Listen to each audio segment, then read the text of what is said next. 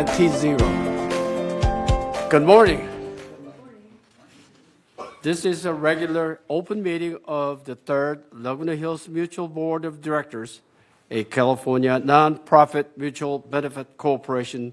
Today, Tuesday, August 19, 2025, 9:30 a.m. We are here at the Laguna Wood Village Community Center Boardroom. Address is 24351 El Toro Road, Laguna Wood, California, 92637. Today's meeting is the third Laguna Hills Mutual Open Meeting in the morning session. The purpose of this meeting is to conduct the regular third mutual board meeting in accordance with Civil Code 4930 and was hereby noticed in accordance with the Civil Code 4920. We have a quorum. I call this meeting to order. First, and the second, Pledge of Allegiance. Director Okay. Parson. Please silence your cell phones.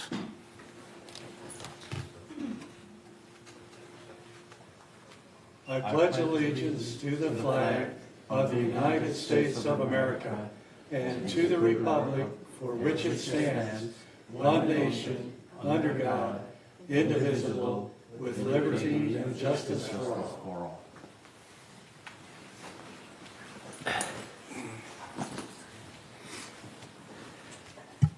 Thank you, Steve.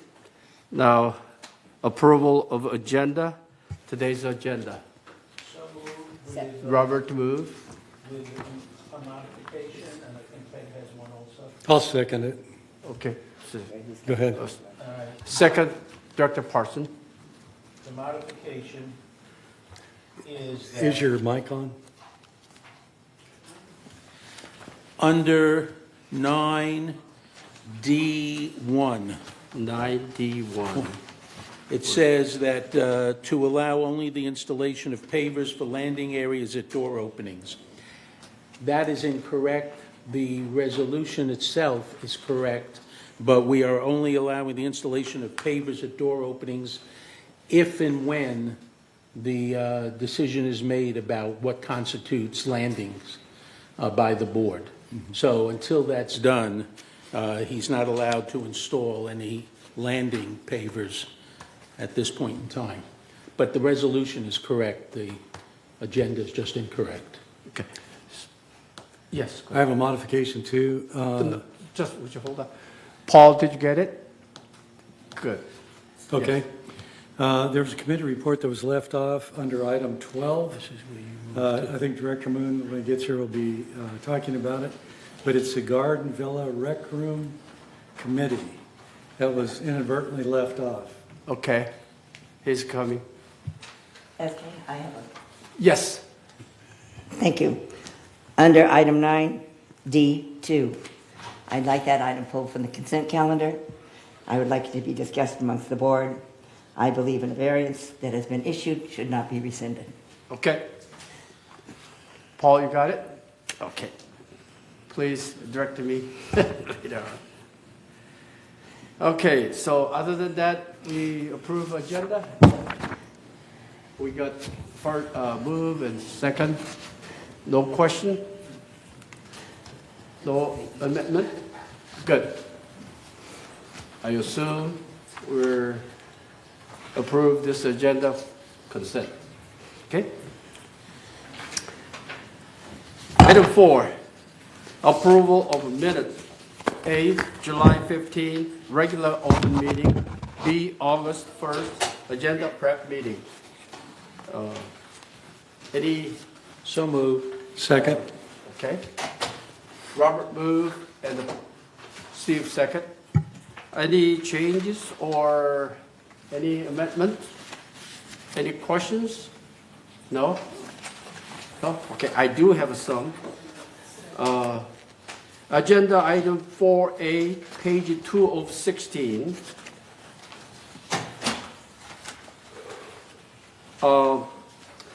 We need follow-up item 5, 6, and 7. Unfortunately, we do not have the follow-up prepared at this point, so we'll postpone until next month's meeting. She may be bringing it down before that item comes up, so can you just Okay, hold on? we can later on come back to this one? Okay, good, thank you. Okay, that's the one item. And,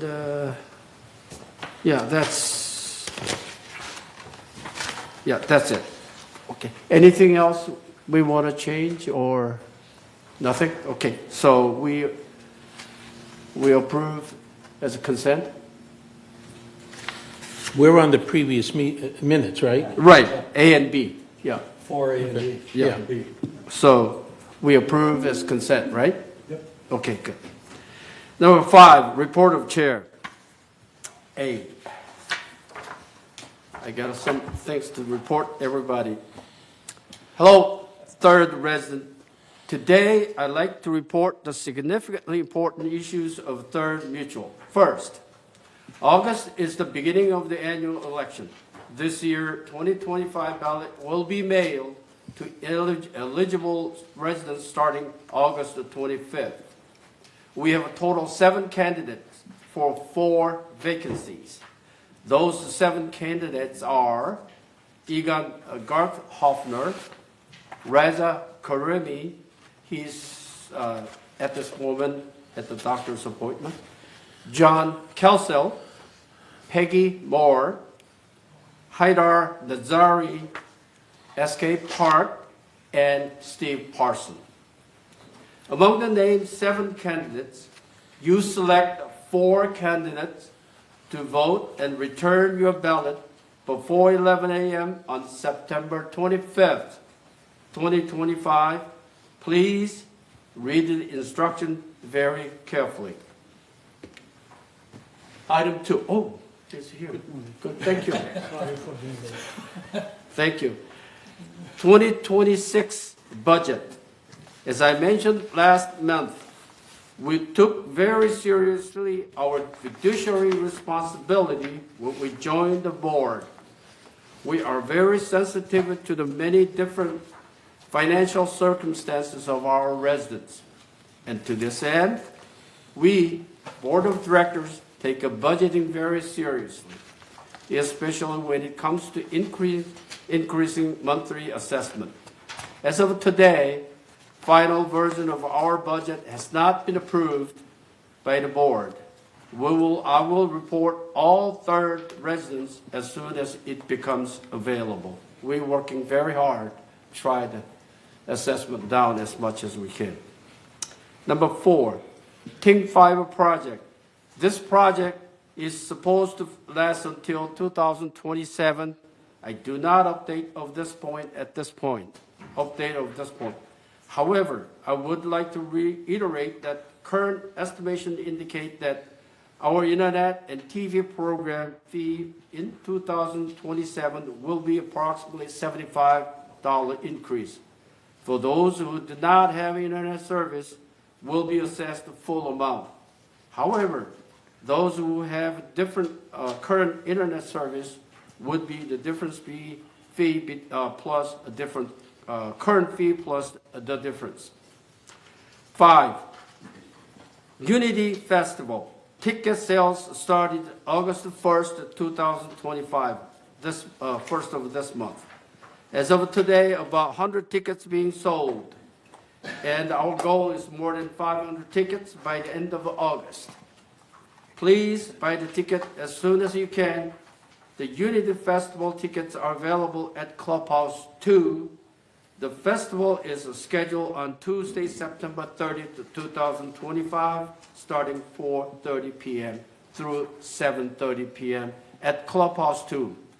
Tickets is $20, including food, live entertainment. Item 6, AB 130. Resident Policy and Compliance Committee review our current policies to reflect the AB 130. Board will discuss further at item 11 today, new business ABCD.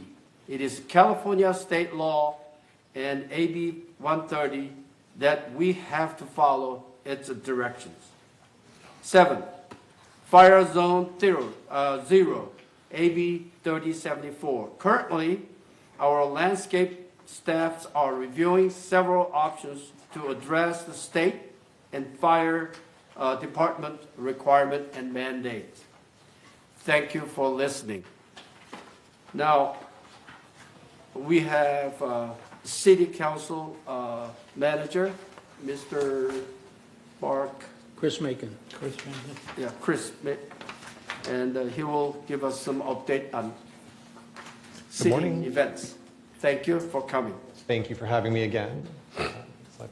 So some of you may have seen a presentation that we did at the Golden Rain Foundation's board meeting about the potential new fire station project. I wanted to spend a couple of minutes today going over some highlights of that, since it's principally Third's residents that will benefit from that project. So very brief background. Again, there was a longer presentation at GRF. I've cut it down to just a handful of slides, but fire services in Laguna Woods are provided by virtue of the City of Laguna Woods being a signatory to a joint powers agreement with the Orange County Fire Authority. So we are one of 24 member agencies that are served by the Orange County Fire Authority. We have a director on the Orange County Fire Authority Board of Directors. Right now, that's Mayor Sherry Horn. OCFA is a large organization. Again, they serve 24 jurisdictions. They have 78 fire stations. They're a regional agency, and so despite the fact that we have Station 22 sitting inside our boundaries, on a daily basis, there are engines and other apparatus responding to Laguna Woods from outside of Laguna Woods, and likewise, the crews at Station 22 respond outside of Laguna Woods when necessary. So I say that to say that fire station location isn't locked in by city boundaries, but it is obviously true that the closer you live to a fire station, the closer the response is generally going to be. Next slide. So the City Council has conceptually approved using a portion of what's today the City Center Park property for a second fire station in Laguna Woods. So the picture that's on the screen right now is taken from the sidewalk on Moulton Parkway. To the right of this image is the vacant property next to Clubhouse 7. To the left of it is an access road that goes up to an El Toro Water District facility. And in the kind of back center, looking straight up the park, you can see the Ayers Hotel. So this park itself is about 0.56 acres. The council has conceptually approved using the lower portion of that park for a fire station, and the upper portion would remain a park in a slightly reimagined fashion. This is property that the City of Laguna Woods owns outright. We acquired this in 2002 from Smith's Drugs back in the day. So we own this property. There are some strings on the property that I'll touch on shortly, but the idea is to make better use of it, co-locate a fire station with a park, and realize some benefits for the community. The Orange County Fire Authority recently prepared a standards of coverage document that it does every couple of years, and it takes a look at relative service levels across fire stations among a whole lot of other metrics. I wanted to highlight here, so what you're looking at in the first table is the overall number of calls for service that were received by Station 22. So of the 78 fire stations that the Orange County Fire Authority manages, Station 22 is their most active station, and by a lot, as you'll see in these tables. So in a 5-year period, they had about 45,000 calls for service. The next most active station over that same 5-year period had about 22,000 calls for service. That station with the 22,000 calls for service is in the city of Santa Ana. So you can see that we're, double the next busiest station. Simultaneous incidents is another thing that they look at. So the likelihood that when an engine is out for service, that station receives a second call for service. Over that 5-year period, we had roughly 18,000 simultaneous calls for service.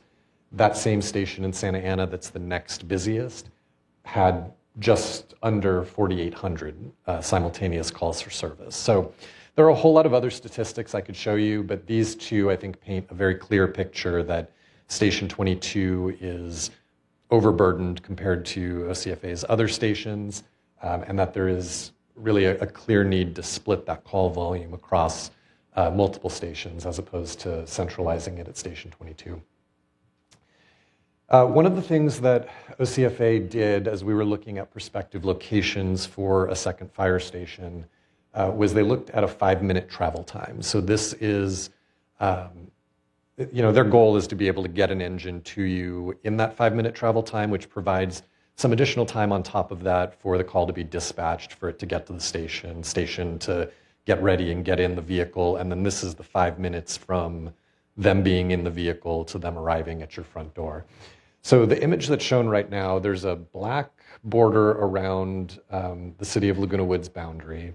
There's a red dot where Station 22 is. And the green is everywhere that Station 22 can generally get in 5 minutes drive time. So you can see, if you look at this, that on the left side of the image, you see the Laguna Coast Wilderness Park and that kind of undeveloped open space area. And then next to it, you see the gates 9, 10, and 11 neighborhoods. You can also see the towers in the kind of upper third. Yes, exactly. Thank you, Paul. So you can see the towers, but principally it's third residents that are sitting outside that 5-mile drive time right now. So on the next slide, you'll see that with the addition of Station 12, which is what we're contemplating for the City Center Park property, all of that gets pulled into the green, which means that OCFA can get anywhere in Laguna Woods from Station 12 or 22 in a 5-minute drive time. So a real net benefit for obviously residents of the towers, residents of 3rd, but also distributing that apparatus throughout Laguna Woods will still have benefits for United, for the 3rd residents who live closer to the east side of the community as well. So this is really what we're looking at getting to. Next slide, Paul. So important to note that what we're talking about is a second station in Laguna Woods and not something that results in Station 22 closing. Station 22 would stay in place with the same apparatus that it has currently. Station 12 would be brought online. That would have a 4-person paramedic engine.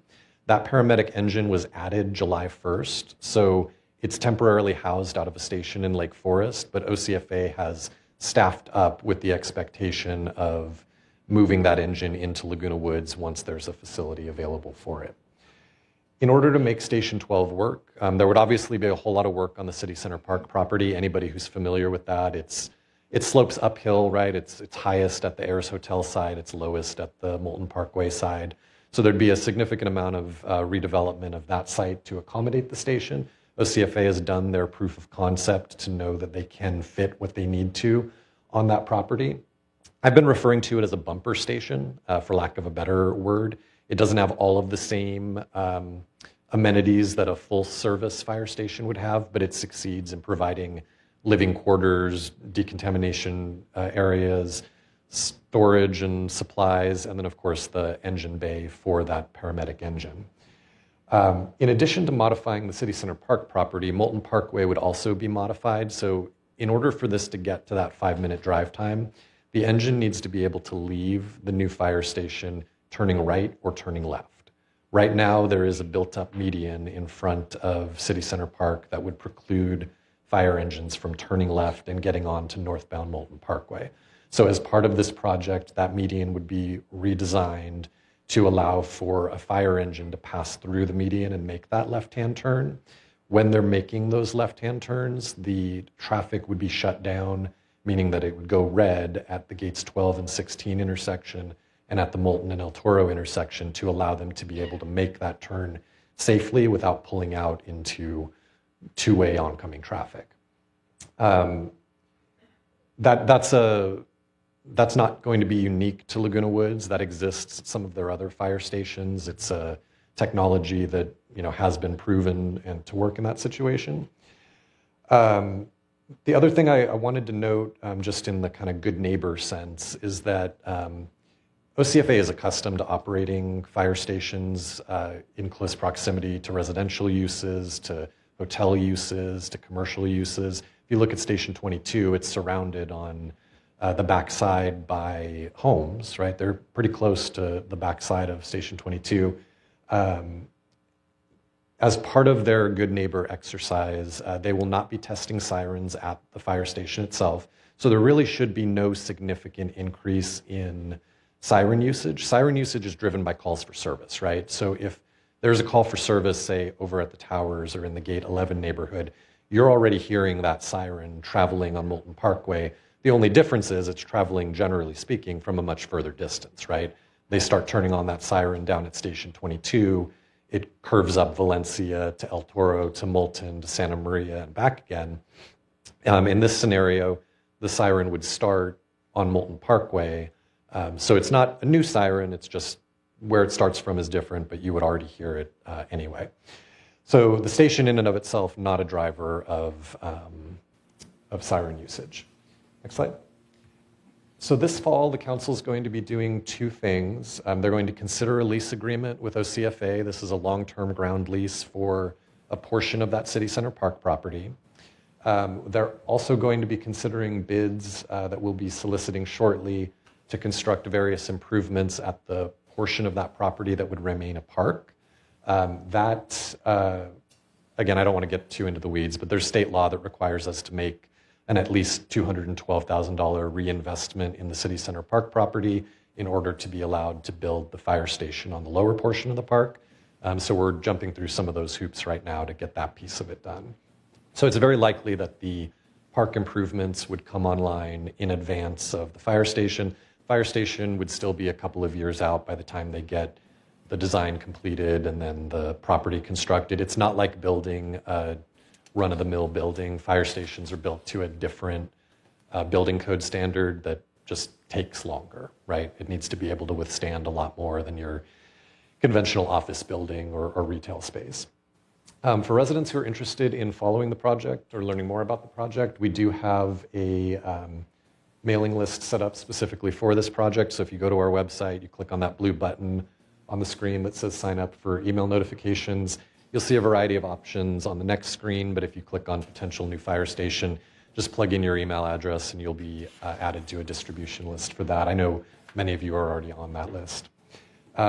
So that's the fire station. I'm happy to take questions on that in a second, but I did want to just briefly say a couple of words about our library at City Hall. So you're aware that in late January of 2024, the city and the county expanded the public library into its own building on the City Hall site. That's the building shown in the right here. In that first year of operation, so January through the end of 2024, they saw materials checked out more than double, so they're now circulating over 40,000 items a year with roughly 30,000 non-unique visitors, fulfilling interlibrary loan requests, and then the computers there are pretty much used throughout the day, but thousands of hours of usage on that. Didn't want to dwell too much on that. I did want to share that one of the things that they've been really successful for, starting on the next slide, they have a variety of activities that are being offered there. They have an outdoor activity space immediately adjacent to the kind of library proper building. And so I just wanted to run through a couple of things that are coming up. They have an every Monday morning stitching group. This is both for experienced stitchers and people who want to learn. There's no supplies required. The library provides everything. It's led by library staff. It's completely free. It's just a drop-in kind of social, recreational opportunity. That's every Monday except for holidays. Next slide, Paul. They have also partnered with the Alzheimer's Association, and so there's a recurring series related to Alzheimer's and dementia-related education that's happening there. So August 26th, there's a workshop on understanding and responding to dementia-related behaviors. Again, that's all run with medical professionals procured by the Alzheimer's Association. They have another partnership with UC Master Gardeners.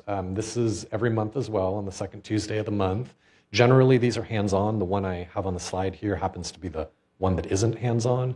But in general, there's some sort of thing that they do with residents who participate that they're able to take with them. I know last month they made little planters of some kind. But these generally are focusing on California native plants and on kind of small format residential gardening activities. And then finally, there's a grant that they received from the California Department of Aging. Several county departments are coordinating on this, but there's a series of gardening workshops happening all throughout the county. 3 of those are being held at our outdoor activity room, Zen gardening, air plant terrariums, and shade gardening. Everything I've just mentioned is free and available to residents, your friends, your guests, whoever you want to bring. Phone number's on the screen there, but if you haven't taken a look at their programming opportunity, really I just wanted to highlight that there's a whole lot going on there. So if you're not familiar, give them a call, stop by, learn a little bit more about it. With that, happy to take any questions. And thank you again for the opportunity to share some time with you. Yes. I appreciate the time you spent with us. Thank you. Yes, Reza. Thank you, Mr. Macon. With the cost of energy going up through the roof, and we are not exempt from that. I think, would you turn on the microphone? Yeah, the mic is on. I probably have to speak louder. With the cost of energy going up and SE rate is going through the roof, we are facing some challenges at the village. I was wondering if the city have a ad hoc committee or any committee working on renewable energy or dealing with the energy through, city or county or the state that we can tag along and also understand what's available out there, what we can do, not do. Is there anything going on at the city for the energy? Not specifically. I mean, we are aware of the energy-related financial challenges, and while I don't know that there's really a mechanism for us to formally assist with that, we are looking at other things like that public safety grant program that would help you reduce some of your, say, Zone 0 compliance costs and maybe make money that you would otherwise spend for those state mandates available for other things. But if there are conversations you want to have or opportunities you think that exist, you know where to find me. I'm happy to have that conversation with you. But I understand and appreciate that. I was wondering if SCE also planning to have any substation or microgrid within the city limit of the Laguna Woods, or if there is any plan that you're aware of? They meet with us annually to talk about their capital improvement needs. Most of the time that relates to just replacing older infrastructure, largely like the below-ground vault infrastructure, but we're not aware of any activities that they have planned in that space. Okay, because that's one of the challenges we have. If anything comes up that the city is going to be looking at, we're very interested Oh, no, if to that sort of thing participate. came up, yes, we would I be appreciate in touch with that. Thank for you. Thank you for your time. Great. sure. Of course. Any further questions regarding city activity that we can take?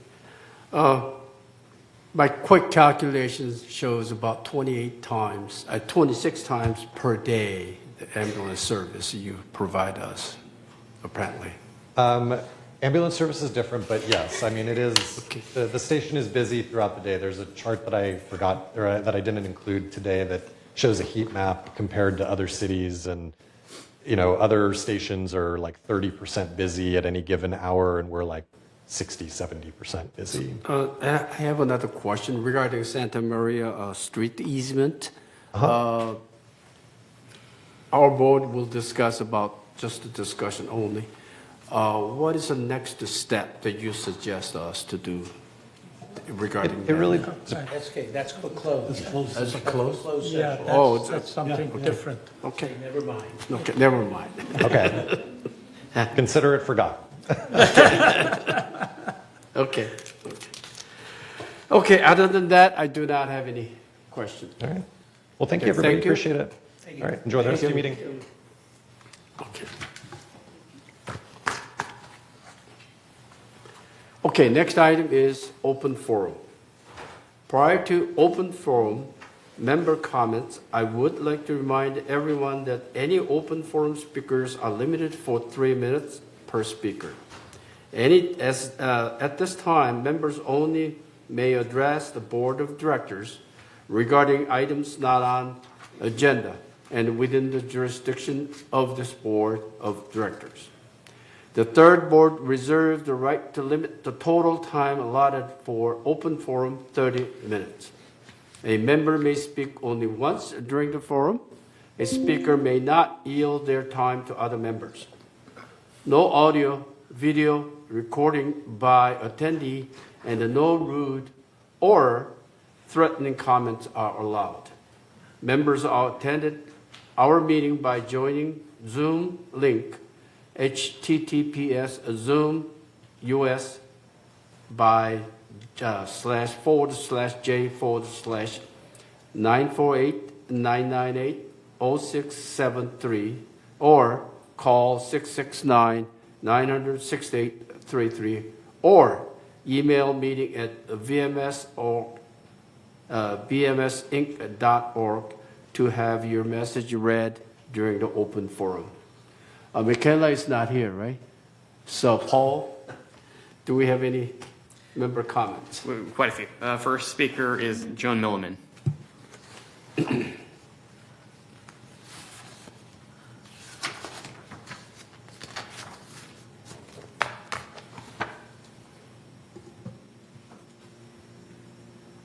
Number one, oh boy. Hi, I'm here representing the History Center today. And in case you don't know where the History Center is, it's right next door to the library, sort of in a corner. And it's well worth visiting. I'm inviting the directors in particular to come and find out things that you may not have known about our past. One of the first books I came in contact with was this Fulfilling Retirement Dreams. This is a book that goes through the first 25 years of Laguna Woods Village, only it wasn't called that at that time. It was Leisure World. And I think you'll find many interesting things in that. And it would be helpful as a director if you knew a few of them. I know that some of you attend the History Center and do the research all the time, but just in case, I invite you to come. Where did Laguna Woods, how did we become Laguna Woods Village instead of Leisure World? Was the governance like? What was the governance like originally? Did you know that we had 56 mutuals, every one of them with a separate board? There were 19 United and 37 Third. Well, we quickly changed from that because it's impossible to govern that way. So the history of how we progressed is pretty interesting, and you as board members ought to know these things. When were the towers added? So there are all kinds of interesting questions for you to explore, and I hope you will come and enjoy the History Center, get to know the people there. They can help you through all kinds of questions and ordeals that we go through as board members.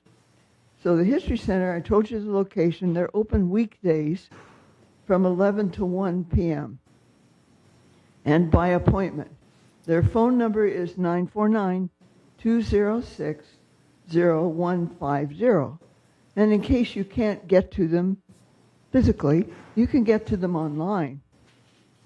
This book is no longer in print, but it is available online.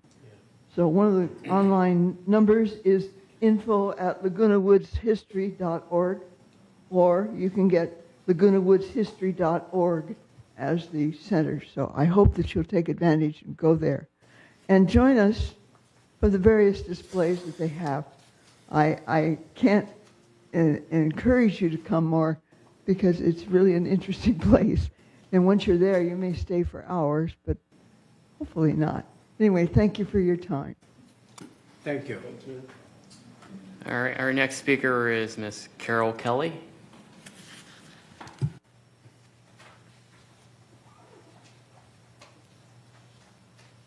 want to thank the board for this opportunity. I'm new to the community, and I had a whole packet I was going to give every board member, but I've been told I need to talk to the architectural committee first. But you did touch on pavers, and I don't know what the rules are for variances or mutual consent, but when the board meets and they decide these rules, I just want and hope that they think about improvement in the community. Will that improve the aesthetics of the community? Will that improve the neighborhoods of the community? There's a lot of areas that have entryways into their private courtyards that are broken up, the concrete's cracked because of trees. And I know a lot of trees have been removed, but when somebody needs to put new concrete in or pavers, that should be given an opportunity to those people. And I just hope when you meet, you'll consider that. Thank you. Thank you. Okay, Anybody? next speaker is Mary Reiner.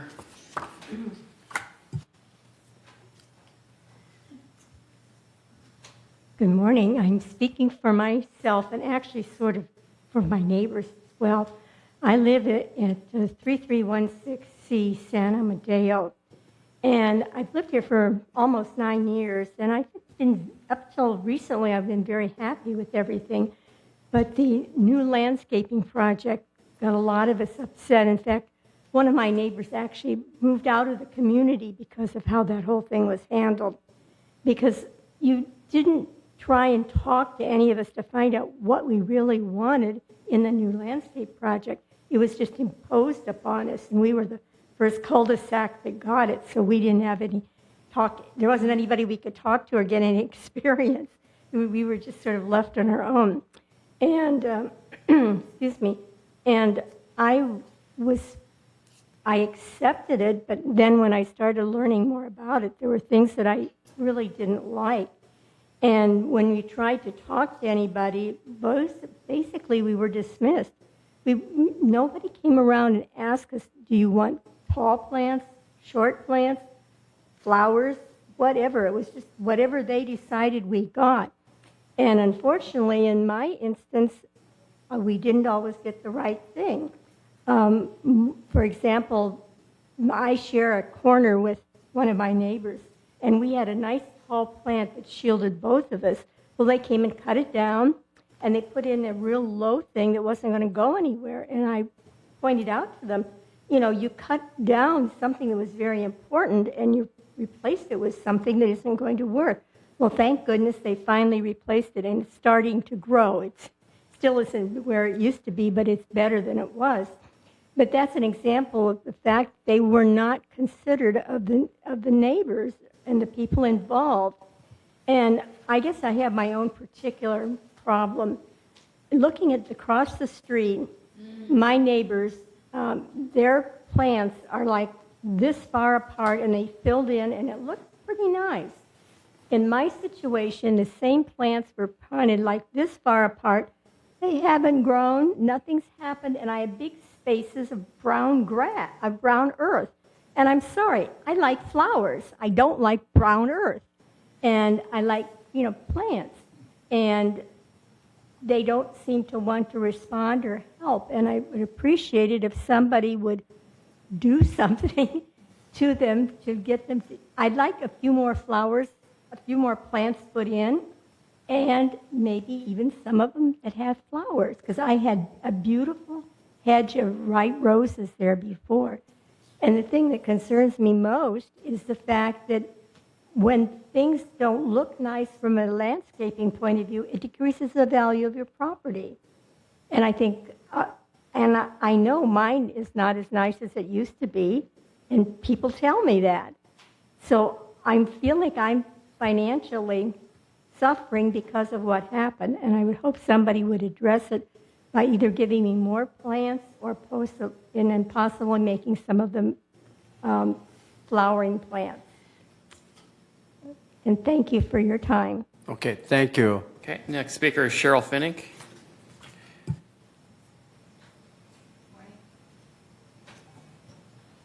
I'm on the board of the Sunday Ballroom board. And we meet every Sunday at Clubhouse 7. We had, what I'm going to speak of is about a two-parter. One is positive and just saying, raving about the staff at Clubhouse 7. Now, I realize what I'm going to say might be GRF. I missed them, and the event occurred that I'm going to talk about earlier. So unfortunately, you have to hear this. But Ms. Foster, you're the one I really want to talk to because you're the top staff person. You need to hear this. So there was an egregious event that occurred. So I come in and I prepare the room and everything, and I come in, and so I'm looking at the dance floor, and it's a ballroom dance club. That's our main thing, the physical aspect of it. So So envision, so I'm looking at the dance floor, and then I see that the tables are moved in, and there's protection around the edge. And when I go closer, I realize that the floor is level, and then all of a sudden there's a 4 or 5 inch curve. They had just worked on the board all week, on the floor all week. And so here's when the good stuff comes in. So Joe, who has been a worker here since the 80s, the guy is fabulous. He looks at the floor and he goes, oh my goodness, somebody's going to get really hurt at this. Because I didn't see it initially, and I almost fell, but I have good balance, so I saved myself. So he protected it, and he put the tables around so that we would not get hurt. And eventually I'm going to speak about Steph, how I can give him the highest accolades possible, because the guy really saved our bacon as well as yours, because if we got hurt, it would be lawsuits and just residents being hurt. So, but here's my point. So you have your magnificent staff of recreation, and then you've got the maintenance department. What on earth, who is vetting these contractors? They finished on Saturday. Was there anyone there to see if they accomplished what they were supposed to do? I know it was a weekend, and I know they work Monday through Friday, but still, what is the quality check? What is just making sure that the work that's get done? And this is not the first occasion. About 2 or 3 months earlier, they were buffing the floors, but the workers wear work boots, so they don't know whether the floor is shiny or not. We had 4 or 5, 6 pieces of areas that were like, envision a bowling lane, and the people were the pins, because it would be just like that sliding across the thing. No one checked it out. There was no quality issue involved. And then the third issue is a physical thing, which has to do with air conditioning. We have about 4 or 5 fans, but you go to Clubhouse 5 and you're blown out because of the air conditioning working. So what is going on? Why is there no assessment? Why is not someone watching? And it's not the workers, I don't think. I think that the executives of the Department of Maintenance have to be reviewed. Something is broken. And the result of it being broken is that we could have gotten hurt. If Joe didn't come in and say, oh my God, somebody's going to get hurt today, and not protect that area, we would have been. And it's of concern to me. Just because something happens on the weekend, it doesn't mean that it should not be checked out. By the way, so this happened on Sunday. Joe sent in a report. I came immediately to Recreation. Unbeknownst to me, Joe's report went to Ted, who's also magnificent, by the way. He's the manager of the club, clubhouse. They all went to see it. It was, I'm telling you folks, it was egregious what they did. For those people coming in to see it, it just should not happen. And again, I know it's probably GRF that needs to hear this. But Ms. Foster, you need to know that it's a problem. Yeah. So I will talk to Paul about what I can do to promote Joe to get truly to be recognized as really saving us from being injured. Behind Thank the you so view much. is there is a president of the GRF board. Thank you so much. Okay. The Thank you. next speaker is Bill Walsh. Oh, Bill.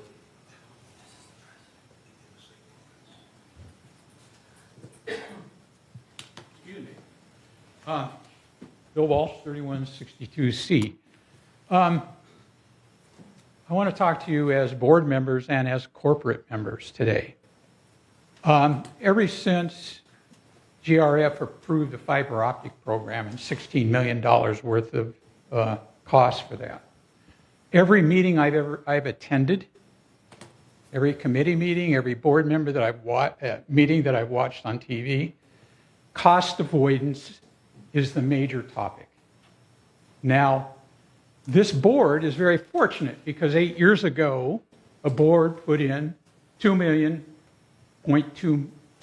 million worth of solar that is now producing over $300,000 in cost avoidance, okay? I attended the meeting, the workshop that Gary Druist put on in July, and there were a lot of questions by a lot of smart people and a lot of accountants about how we're going to pay for that, what does it mean, what do we have to do to fund this if we're going to fund it, do we have the reserves? You can go on and on and on about the questions. And some pretty cogent questions from some of the accountants, even in this room.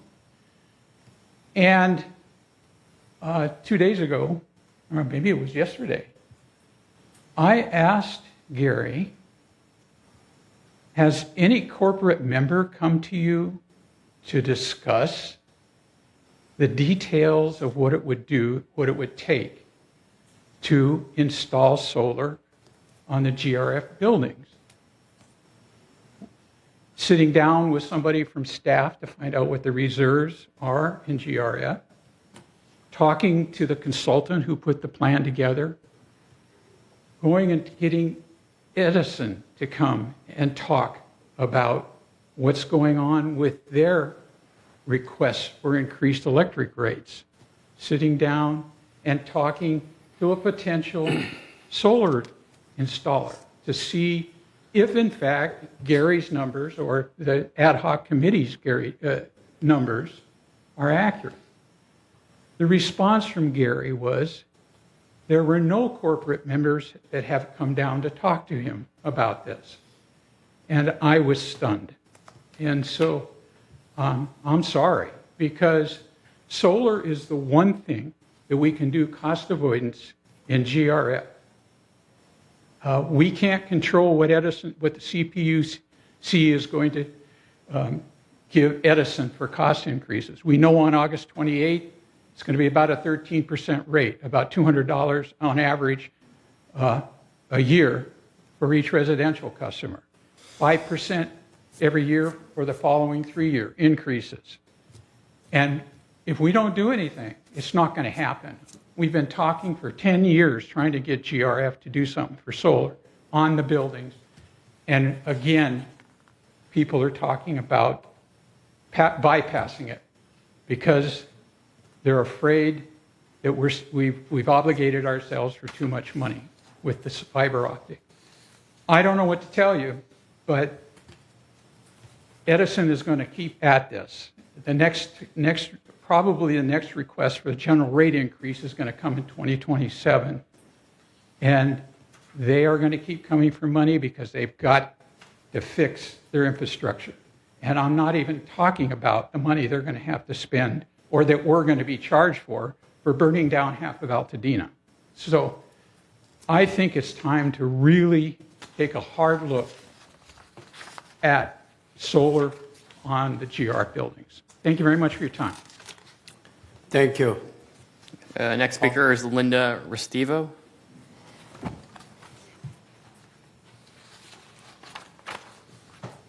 Good morning. I have lived here in Laguna Woods for 13 years, and right in front of my house, I have one of those Chinese micro trees that drops big leaves, little berries when they're ripe, and hard berries when they're old. A couple weeks ago, coming in from the grocery store, I fell on those berries. We wash our sidewalks in the morning. I took a picture of them on my phone for you. At 2 hours later, we wash the sidewalk again because the berries are all over there. I realize this is a seasonal thing, and the berries have stopped now. But Could you speak to Mike a little better? Yes. But the roof of our houses, we have the lady in front of my house at 3165C, and I'm at 3165D, have both those trees in front of them. The pileup of leaves on the roof is unbelievable.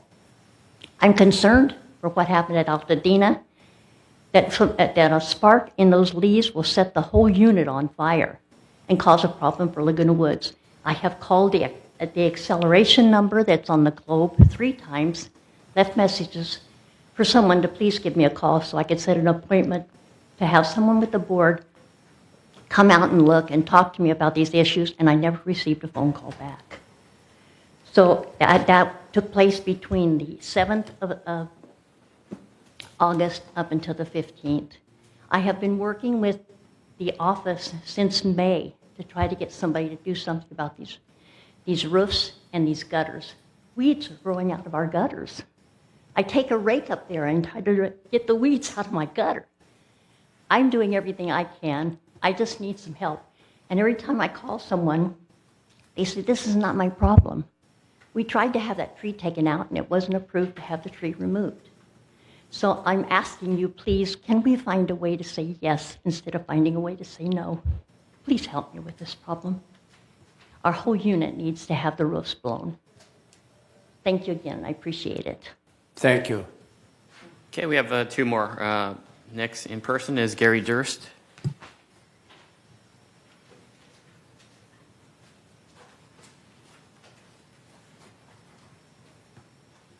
Good morning, directors. Gary Durst, 5319A, and also a GRF board member.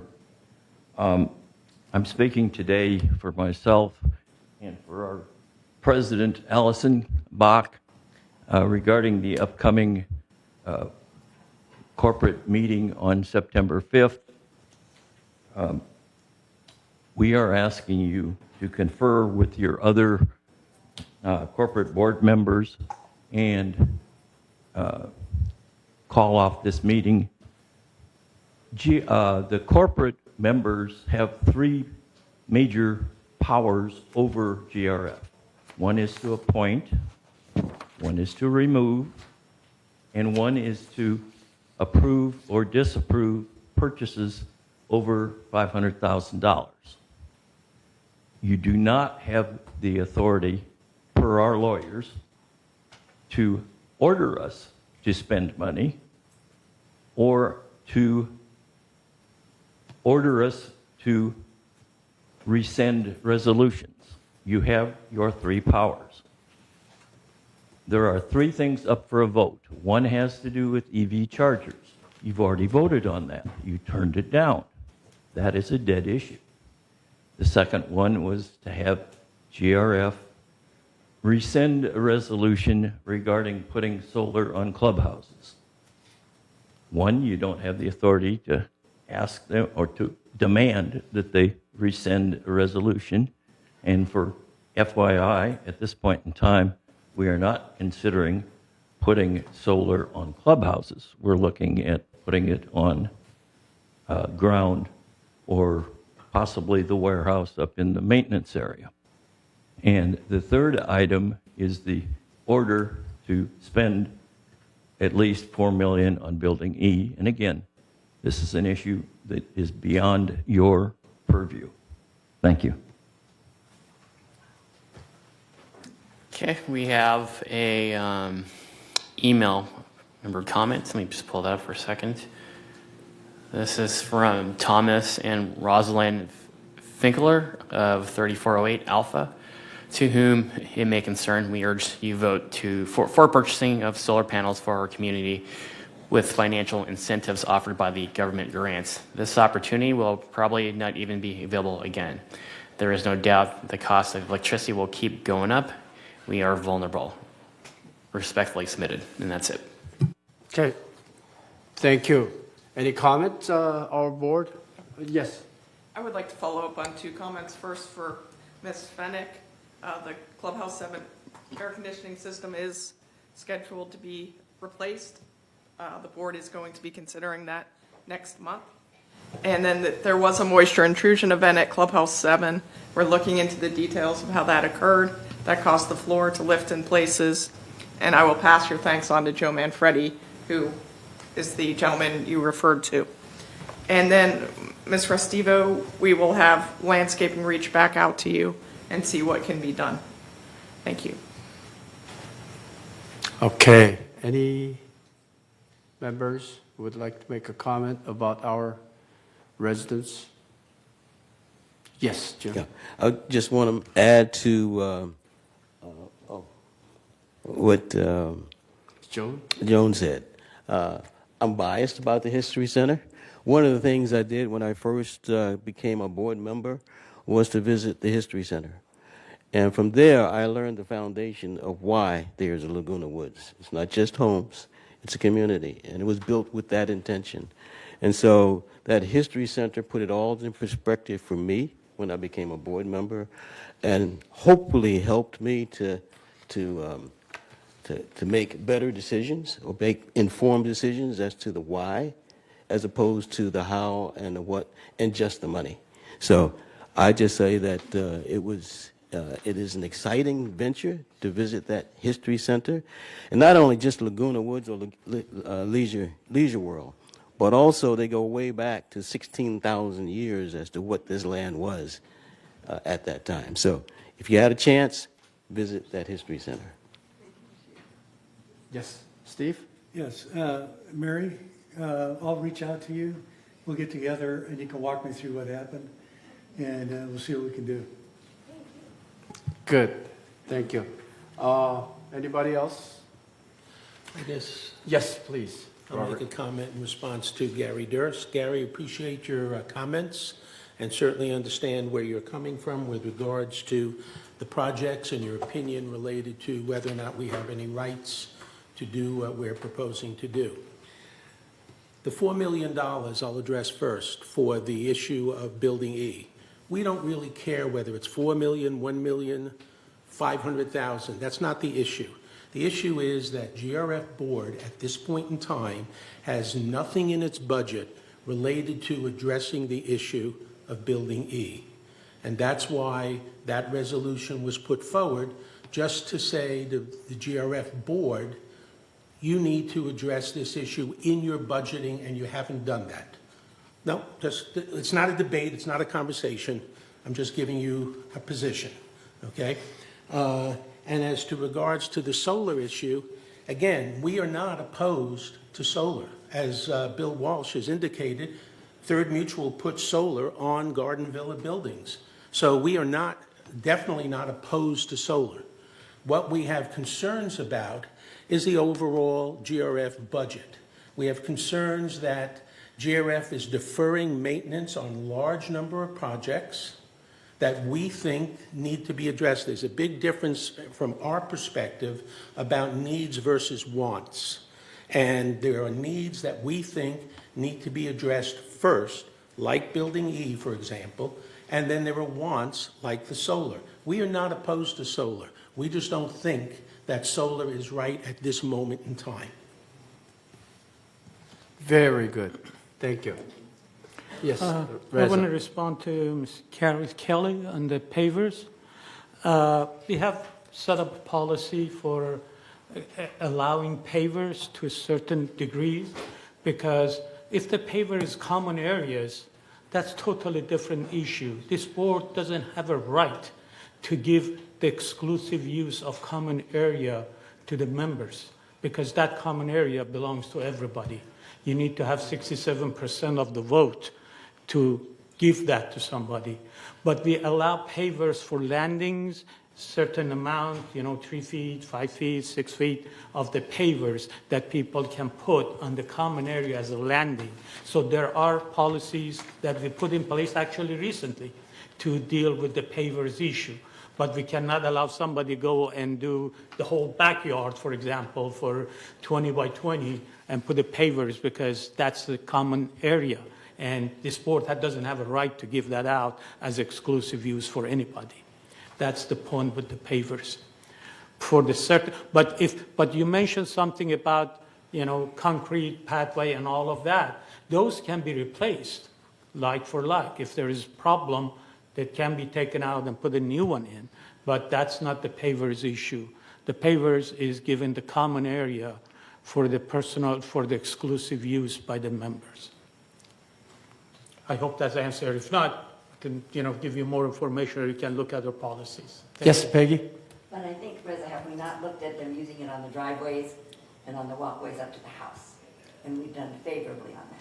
Yeah, Yes. that's what I said. Those are things can be done. Okay, anybody else? Yes, Mo? For year 2026 budget has not completed yet. We are still in discussion.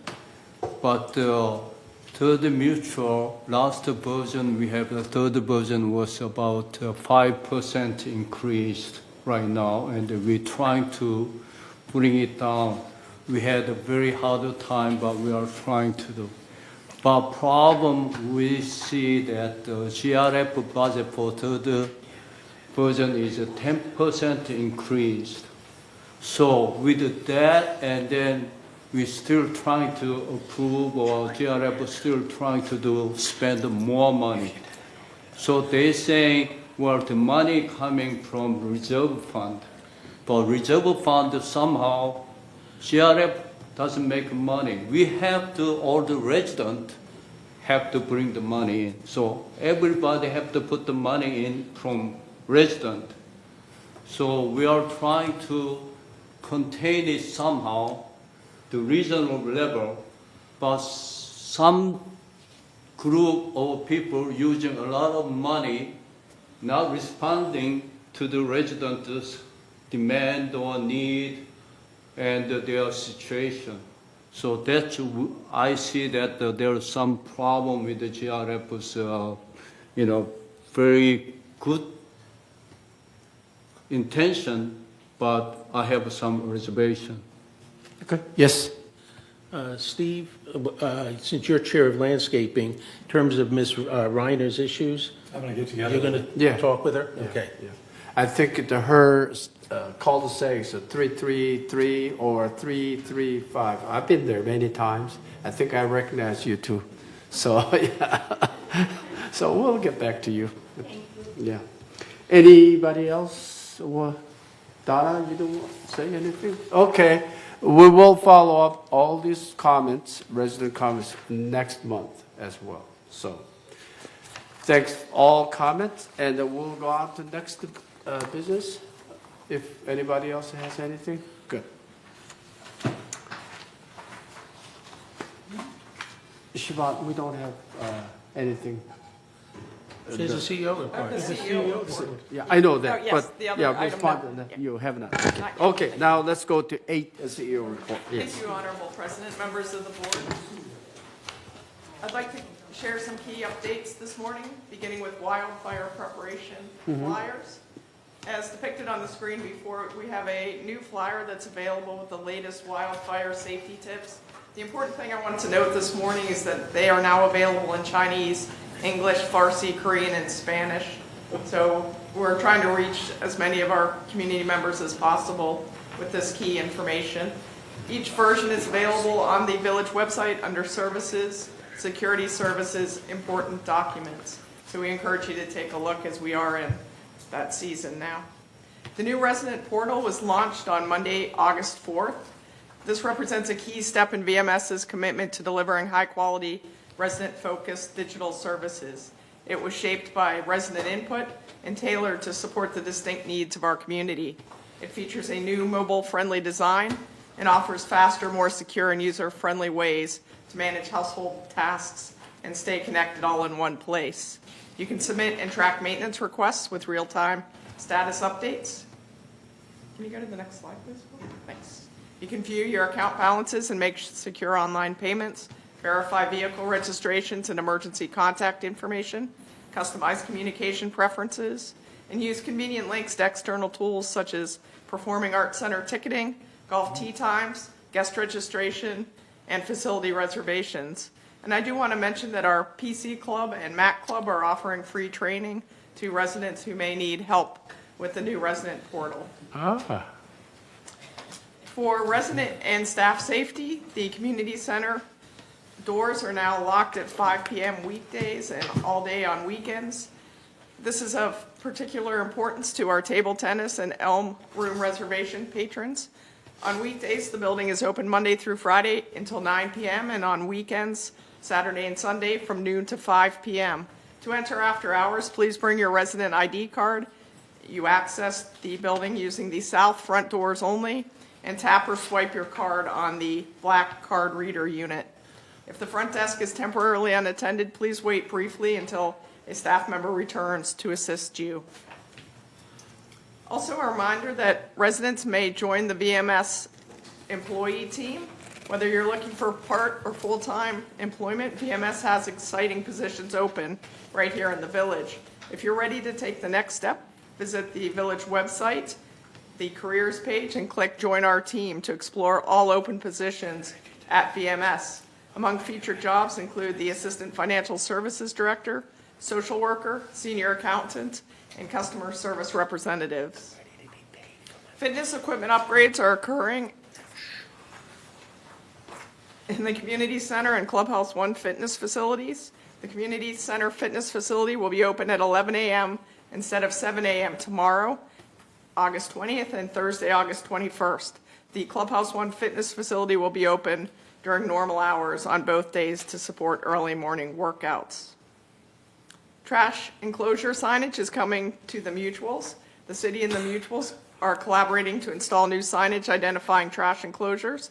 The signage installation is funded by the City of Laguna Woods and will improve service efficiency by helping residents identify their trash enclosures, and our waste haulers will have good information so they can easily locate the enclosures. The community is upgrading from Code Red, the current emergency alert system, to a system called Everbridge Emergency Notification System.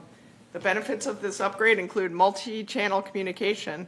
We now can send messages simultaneously via SMS, text, email, voice calls, and social media to ensure a wider reach and consistent messaging. What this change means for residents, if you're already enrolled in Code Red through VMS, you don't need to do anything. Your contact information is automatically transferred to the new system. To verify or update information, you can visit the new resident portal and check on your current information, or to enroll or customize your alert preferences, again, please visit the resident portal. And in terms of the fiber project, we are encouraging residents to get ready for Ting installations.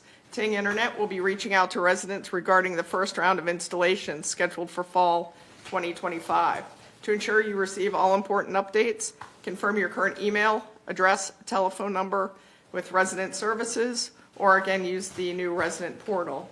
And we ask residents to expect alerts from Ting to come via email from an address named Laguna Woods Village at ting.com, and calls or text messages will come from a 714 area code.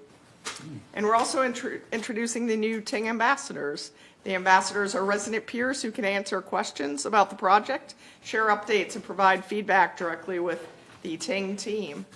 These resident volunteers include John Cornell, Cheryl Fennick, Dennis Kelly, Gary Russell, David Weingartner, and Sydney Whitney. Please stay tuned for upcoming events to meet the ambassadors and learn more about the project. And that concludes my update this morning. Thank you. Members, any questions? Yes. Yeah, on the benefits of Everbridge, Yes, sir. you said multi-channel communications. Yes. Is it going to come via all those every time something goes out? It depends on the severity of the incident. If it's a true emergency, we're going to use everything. Oh, If okay. it's something that is targeted to a specific neighborhood, say it's like a power outage or something, we may not use all the channels. Okay, anybody else? Yes, Ruth? I just have a comment on the employment. In wandering around, a lot of people have told me that they've applied for positions, and the comment is, I guess you have to know somebody to get a job. And to me, they're young and they're vital. Not only are they not getting a job, they're not getting any response at all. So they submit the applications and they go to Never Never Land. I'm not sure that that is true, Ruth, but if you could give me specific examples, I'll be happy to follow up on those for you. And all applicants must meet minimum qualifications, whether Right, resident or I non-resident. agree with that. Okay. But if, at the very least, I think they deserve some kind of a response. Absolutely, and again, if you have a specific example, I'd like to follow up, please. Thank you. Okay, anybody else? Any members? No? Okay, thank you, Yvonne, Siobhan. Okay, next item is 9, which is consent calendar, but item D2 has been pulled out of the consent calendar. Okay, so should we make a motion to accept the consent calendar first and then go to discussion, or discuss? No, when you pull it out of the consent calendar. Yes. It goes into another location on the agenda. It's Where to go? not the stuff. Yeah, it's under new business now. A new business? It should be Okay. 11F. Okay, so it's going to be EF. Okay. I'll move to approve the consent calendar. Second. Okay, Robert move, and then Steve second. Any discussion regarding consent calendar? No? If I don't hear any, then I will consider that is approved by consent. Okay? Thank you. Number 10, unfinished business. Entertain a motion to approve the revision to Standard 21 patio slopes, walkways, pavers. your issue.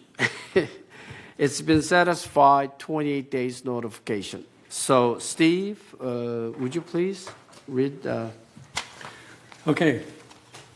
resolution? Resolution 03-25-XX. Revised Standard 21, patio slabs, walkways, pavers, and driveways.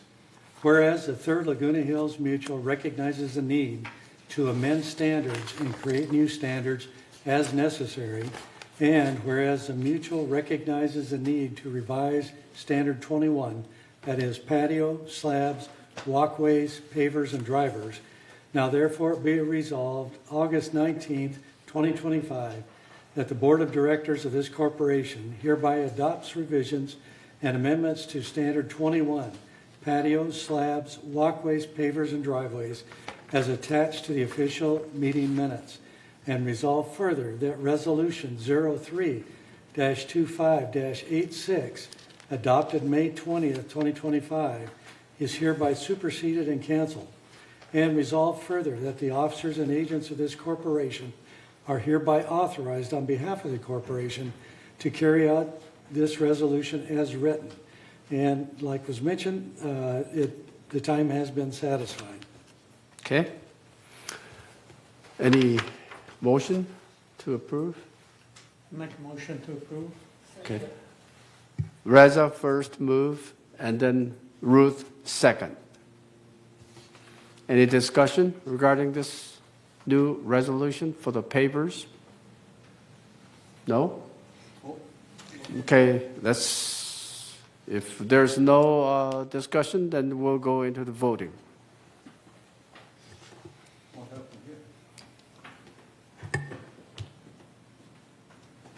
Oh, got it.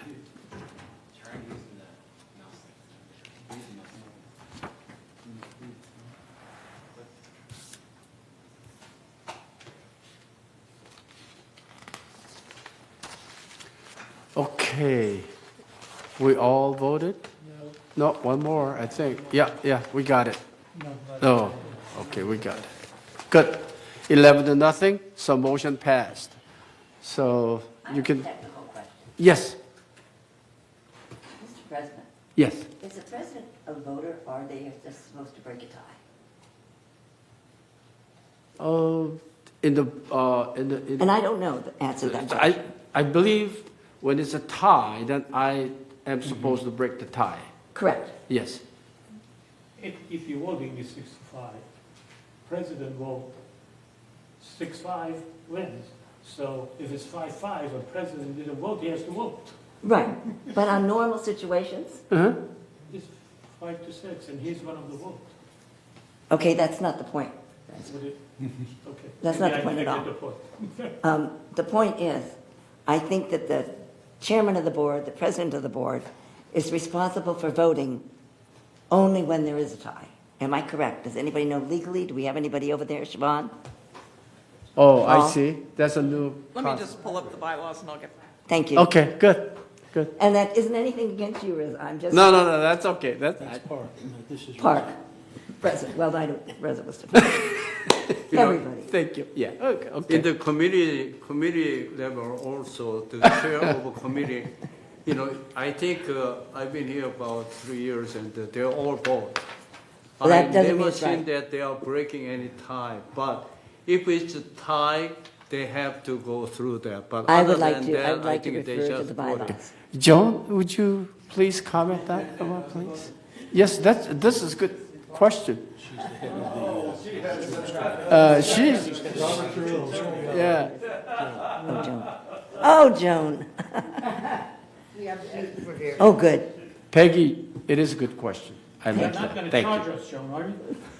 It's $50 a minute. Okay, the president votes to break a tie. It doesn't matter which way he votes or she votes, but they break the tie. So it may not have been the way you wanted it to be, but that person, the president, can break the tie. And when there's a vote by ballot, they always can vote. When there's a vote by When what? there's a vote by ballot, written vote by ballot, Okay. then they can always vote because they aren't they're anonymous at that point. Okay? Okay, so they can vote all the time, like, No, usually the president votes when there's a tie. okay. I see it. But when you have a written ballot, they can vote. Okay, I Okay. understand. Okay. Thank you.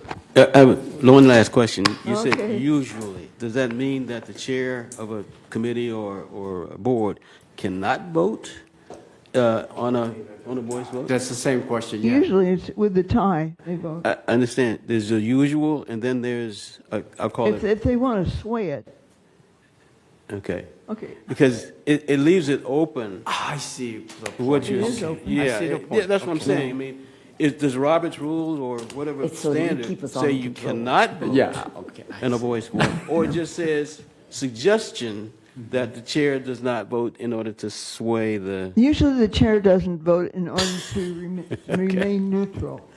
okay. Okay. Okay. Right. So It's that to the board's everybody gets a benefit, chance yes. to say what So, they want. I got your point, Joan, and I got your point, Peggy. Thank you, and thank you. I hope that was And- helpful. Okay, it's a new learn, I think. Okay, good, thank you. Wow. Today's another lesson. Oh, gosh. Every day is. Yes, okay, good. Now, we passed number 9, except the D2. Oh, no, excuse me, number 10A, we passed the resolution. Okay, number 11. Can we go number 11? Okay. Number 1, A, entertain motion to approve amendment to member disciplinary process. It's for 28-day notification. Steve, would you Okay. please? Resolution 03-25-XX, Member Disciplinary Process. Whereas the Board of Directors of the Third Laguna Hills Mutual has an equal interest and duty under the law to ensure that the management of the community's affairs is carried out in adherence with the provisions of the Davis-Sterling Act.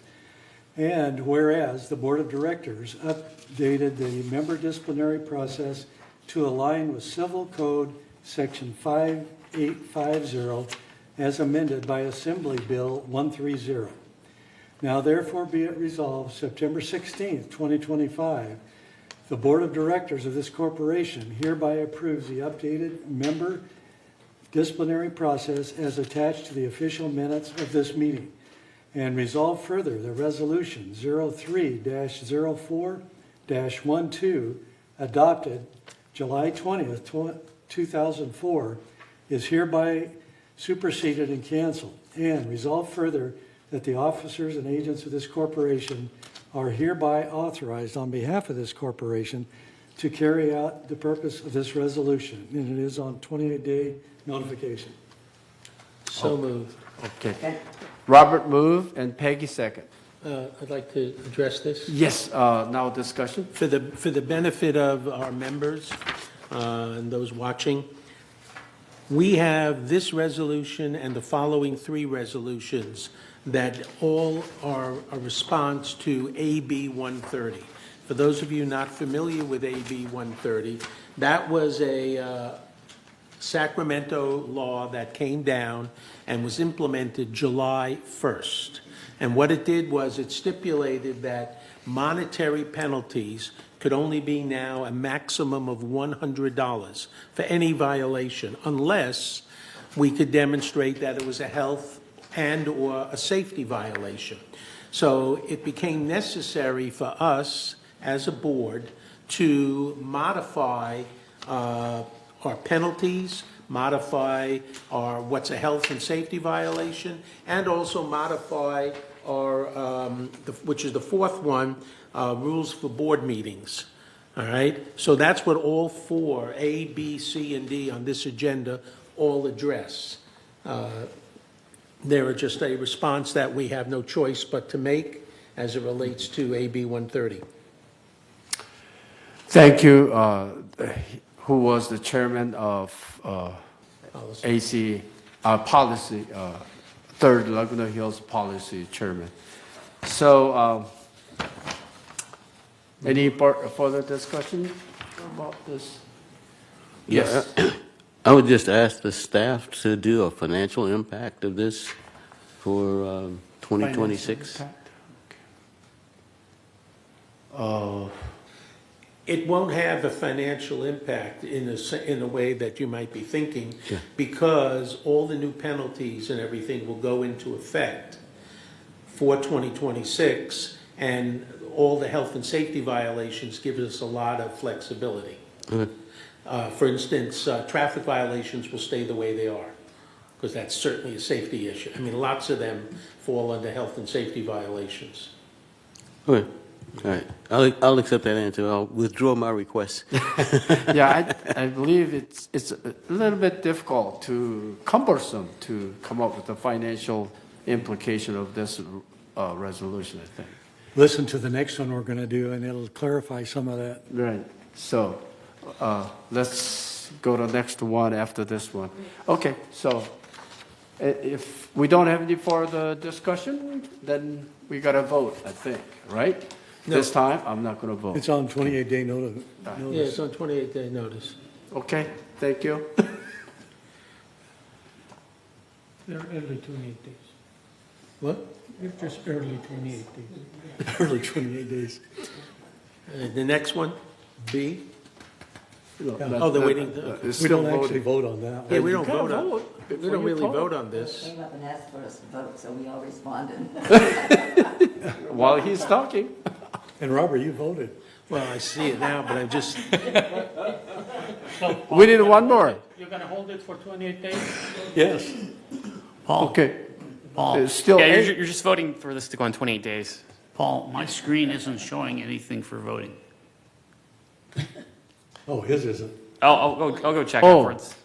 So Great. I vote yes. Yes, okay. Okay, good. Thank you. Now it's 10-0. It's passed. So it will be going on 20 notice, and next month it will approve the resolution. Okay, next item is health and safety violation resolution. That is item B. Steve, could you read it? Right. And this is going on 28-day notification as well. Resolution 03-25-XX, health and safety violations, written findings. Whereas pursuant to Civil Code Section 5850 sub C, fines levied after July 1st, 2025 may not exceed $100 per violation unless in the Third Mutual Hills Mutual Board of Directors, sole and responsible discretion, the violation may result in an adverse health or safety impact on the common area or another member's property. And whereas the board must make written findings in an open meeting that certain violations create an adverse health or safety impact on third property or another member's property, to levy fines greater than $100 per violation. And whereas Third's current schedule of monetary penalties contains fines that exceed $100 for certain violations. Many violations involve adverse health and safety impacts to third property or another member's property. Now therefore be it resolved September 16th, 2025, that the Board of Directors hereby finds the following. A health or safety violation refers to any condition, action, or omission by a member, resident, or their guest that the third board, in its reasonable discretion, determines creates a significant risk to the physical well-being, safety, or health or of individuals or the integrity of third property. The third board finds the following violation types are considered health or safety violations. And they're all different bullet points. First one, potential for harm. Conditions or actions that could reasonably result in physical injury, illness, or property damage. Next, impact on community welfare. That is, issues that compromise or could compromise the safety or viability of those within third. Next, compliance with codes and standards, that being violations of local, state, or federal health and safety regulations, building codes, or fire codes as identified by relevant authorities or professional assessments. Next, community standards, that is, conditions that deviate from the thirds governing documents and create health or safety concerns. Resolve further, the board finds, based on the above criteria established to determine health and safety violations, that the following violations within thirds current schedule of monetary penalties are considered health or safety violations. Number one, any egregious or criminal offenses. Number two, any alteration violations that are considered health or safety violations based on the above criteria. Three, any clutter restrictions, violations that are considered health or safety violations based on the above criteria. Four, any landscape restrictions, violations that are considered health or safety violations based on the above criteria. Five, any maintenance violations that are considered health or safety violations based on the above criteria, which specifically include, but are not limited to, failure to correct fire, safety, health hazards, or other dangerous conditions. Six, any nuisance/harassment restrictions, violations that are considered health or safety violations based on the above criteria. Number seven, any illegal activities or violations of the portable storage container policy that are considered health or safety violations based on the above criteria. Number eight, any occupancy restrictions, violations that are considered health or safety violations based on the above criteria. Number nine, any pet restrictions, violations that are considered health or safety violations based on the above criteria. And number 10, all traffic rules and regulations, violations that are considered health or safety violations based on the above criteria. Resolve further, the third board incorporates by reference the schedule of monetary policies into these written findings and open board meeting minutes. And resolve further, the third board reserves the right to amend these written findings of health and safety violations at any time, and also reserves the right to make specific written findings about any violations of the governing documents that occur and their impact on health or safety. And resolve further, any fines or penalties levied before July 1st, 2025 are not subject to the requirements of AB 130 and its amendments to Civil Code sections 5850 and 5855. These findings, therefore, do not apply retroactively, and all fines or penalties levied before July 1st, 2025 are unaffected. And resolve further that the officers and agents of this corporation are hereby authorized on behalf of the corporation to carry out the purpose of this resolution. This is on 28-day notification. Thank you. I so move. So Peggy moved and Robert second. Okay, any discussion, or Pasilda will present? Hi, I actually am requesting an addition to the resolution on page 6 of 8.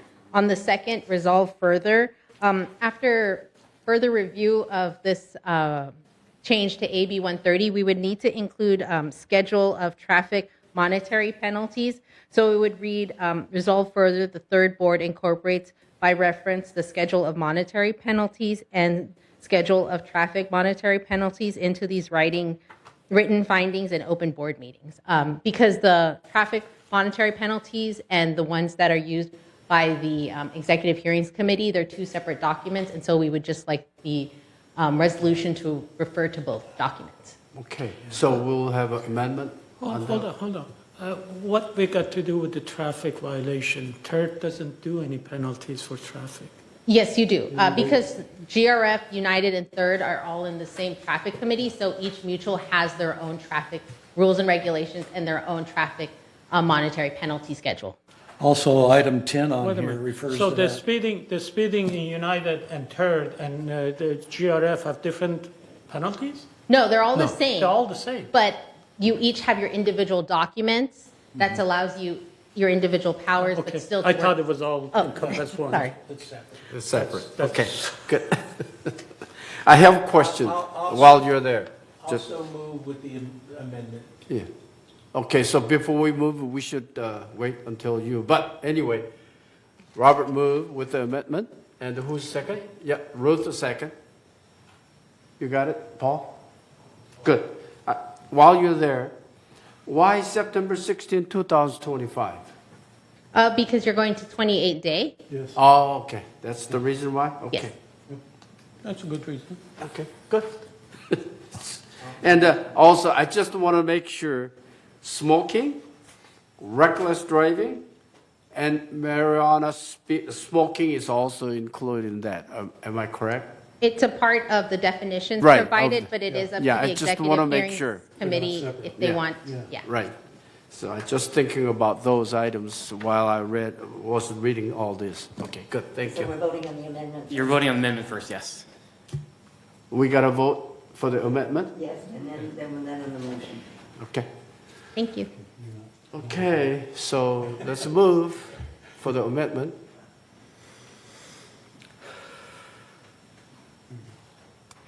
There we go. Okay, good, thank you. The motion passed, just for the amendment. No, now you're No, back to that's basic. Now the now. basic. Original motion. Now. Now Yeah, then. now. Yeah. So the We already have motion, the motion on the floor. motion was made by Robert. No, Peggy. Was Peggy? Okay, Peggy made it, I and second. then you second. I reversed, okay, anyway. So, any discussion about the original motion? No, but that's done. That's the amendment. Okay, it's already start voting. Yeah. They're ahead of me. I'm sorry.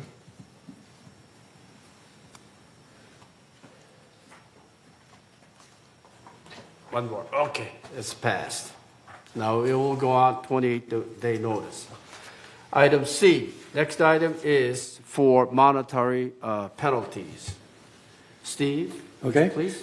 Resolution 03-25-XX, Schedule of Monetary Penalties.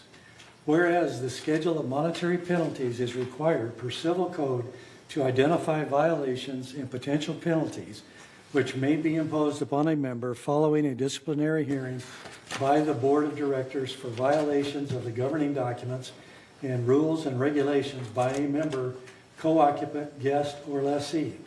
And whereas the Board of Directors update the schedule of monetary penalties to align with charges or changes to Civil Code Section 5850 as amended by Assembly Bill 130, limits fines imposed to $100 per violation unless the violation meets the criteria for health and safety violation. Now therefore be it resolved September 16th, 2025, that the Board of Directors of this corporation hereby approves the amended schedule of monetary penalties as attached to the official meeting minutes, and resolve further that Resolution 03-25-121, adopted July 15th, 2025, is hereby superseded and canceled. And resolve further that the officers and agents of this corporation are hereby authorized on behalf of the corporation to carry out the purpose of this resolution. This is also on 28-day postponement. Okay. Robert moved, the second done by Peggy. Any questions regarding this resolution? Okay, if not, I do have it. Page 22, it's just minor, I think, but Board of Directors, B and D, supposed to be capital letter or not? He's talking about the first line, addition to or instead of the monetary penalty, the Board of Directors. He wants to know if Board of Directors should be capitalized. Is it, or don't have to? No, not necessary. Not necessarily? Okay. And another question I have here somewhere in the document. Huh? From the professor. Oh, okay, professor, yeah, right. Absent the purpose. Yeah, professor. Okay. Unapproved occupancy. Where are you? Hold on. But the page, actually, I see 622, but there's a clause there on occupancy. I did not. Page 6 of 22, go ahead. Yeah, okay. I guess the document is 18 of 22. 18 of 22. Yeah, Just a second. 18 of 22. All right. Where are you? The word, second box, in the middle of sentence, unapproved occupancy versus qualifying residents not in unit. What is difference between those? What page are you on? So he's on page 18. 18. 18 of 22. If you go to the gray line that says occupancy restriction, so we've listed examples of what an occupancy restriction is. Yeah. Unapproved occupancy is just someone, it's essentially a guest that's overstayed their 60 days in the unit, and then qualifying resident not in unit. So some units are owner occupied with an occupant in there. Per your governing documents, the occupant can only be in the unit when the qualifying member is in there. So the person that is 55 and over. Okay, so are we clear? Okay, good, thank you. Yeah, that's all I had a question. Are you clear? Okay. Any other questions? Okay, so any question? No? Let's vote.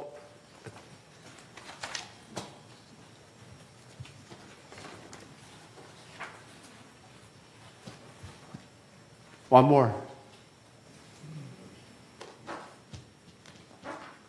Oh, Jim, thank you. Okay. Yeah, so it's a 10-0, so it's approved. Now, last one, rules for a board meeting. Steve, would you please? Okay, Resolution 03-25-XX, Rules for Board Meetings. Whereas the Board of Directors of the Third Laguna Hills Mutual has an equal interest and duty under law to ensure that the management of the community's affairs is carried out professionally and in adherence with the provisions of the Davis-Sterling Act. And whereas the Board of Directors updated the rules for board meetings to align Civil Code Section 5850 as amended by Assembly Bill 130. Now therefore be it resolved September 16th, 2025, that the Board of Directors of this corporation hereby approves revised rules for the board meetings as attached to the official minutes of this meeting. And resolve further that Resolution 03-25-88 adopted May 20th, 2025 is hereby superseded and canceled. And resolve further that the officers and agents of this corporation are hereby authorized on behalf of the corporation to carry out the purpose of this resolution. This is also on 28-day notification. Okay, Peggy moved, and second is done by Robert. Any discussion or concern about this? Just only 14 days will replace the 15-day notification. That's all that is for this rule. So, if there's none, then we'll vote.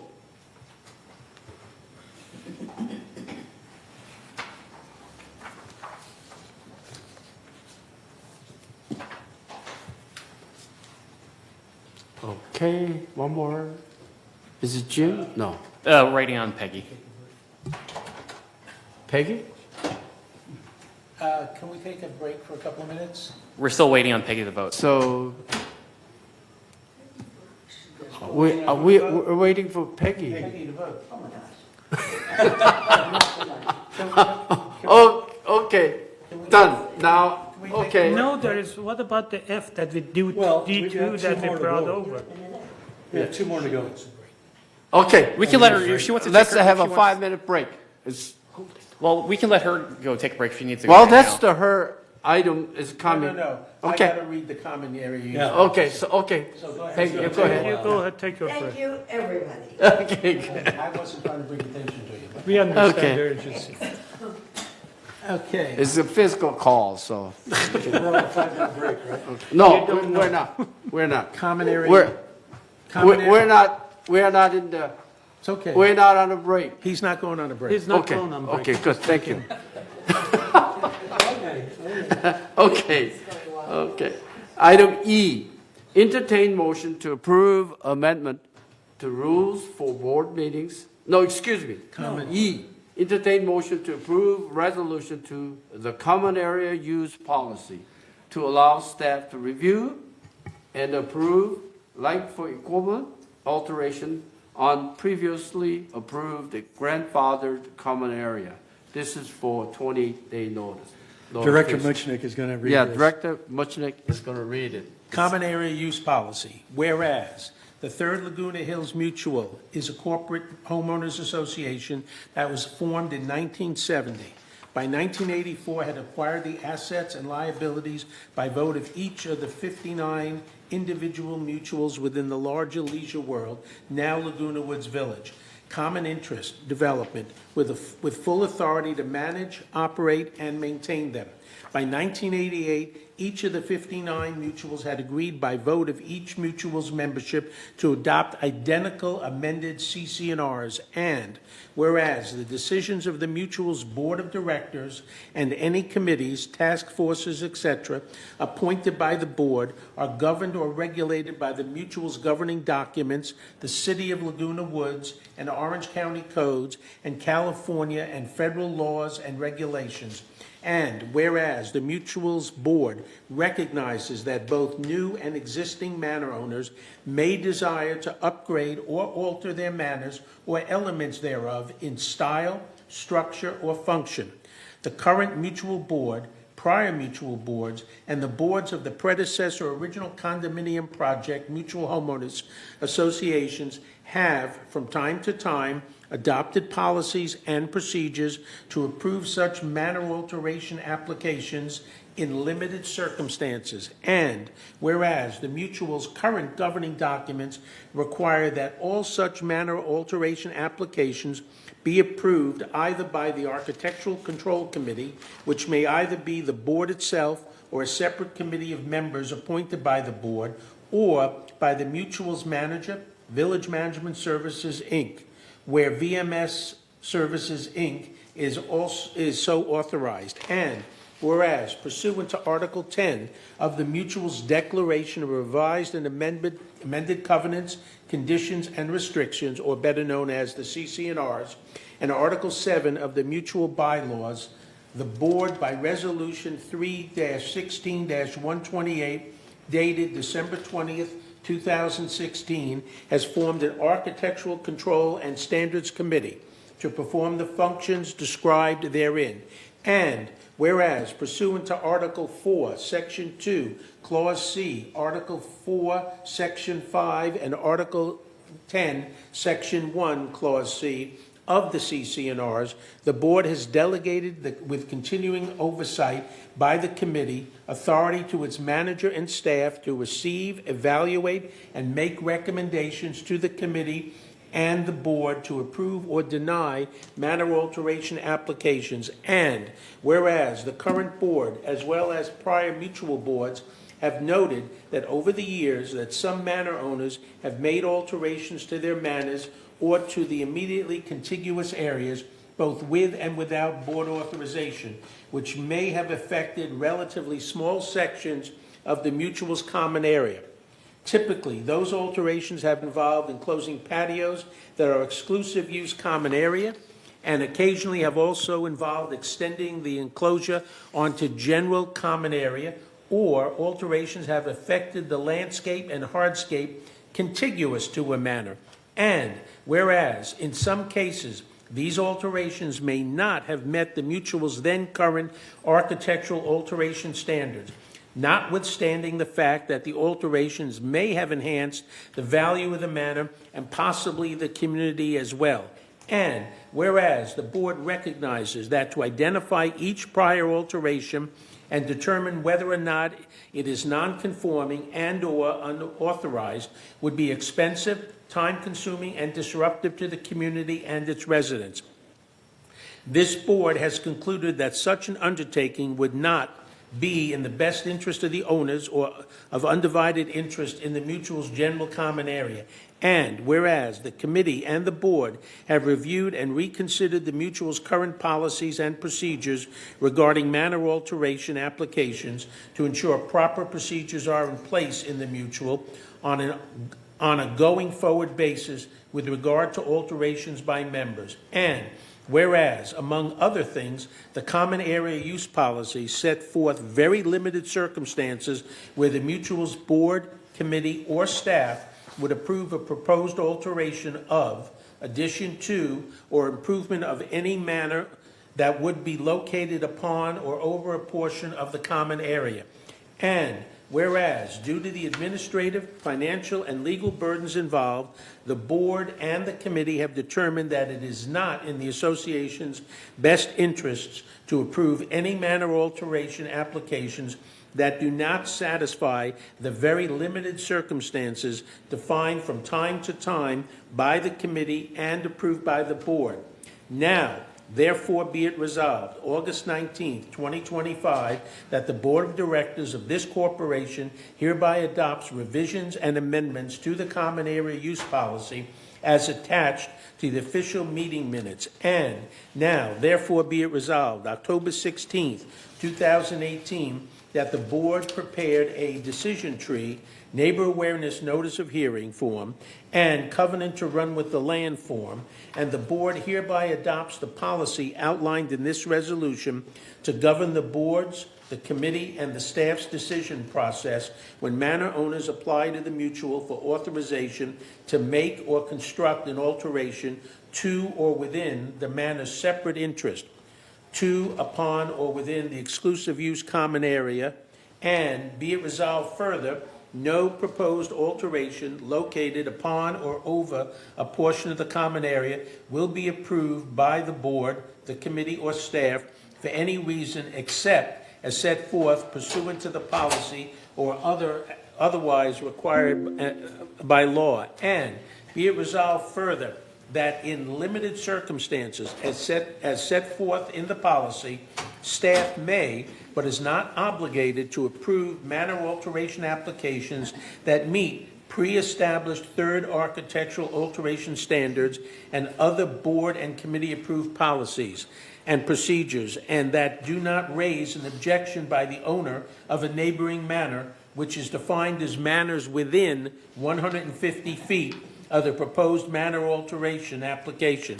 Any manor alteration application that cannot or will not be approved by staff for any reason will be treated as a unique variance request to be investigated by staff and considered by the committee for approval or denial with potential appeal of the committee's decision to the board, all in accordance with the mutual's governing documents. And be it resolved further that if the proposed alteration is to be located entirely within or upon an exclusive use common area already associated with the manor, staff, as authorized, the committee or the board may, but is not obligated to, approve the manor alteration application, provided the alteration is in compliance with the mutual's architectural review procedures, subject to the discretion granted to the staff, the committee, or the board, as may be applicable, whether the alteration would be located within a manor's separate interest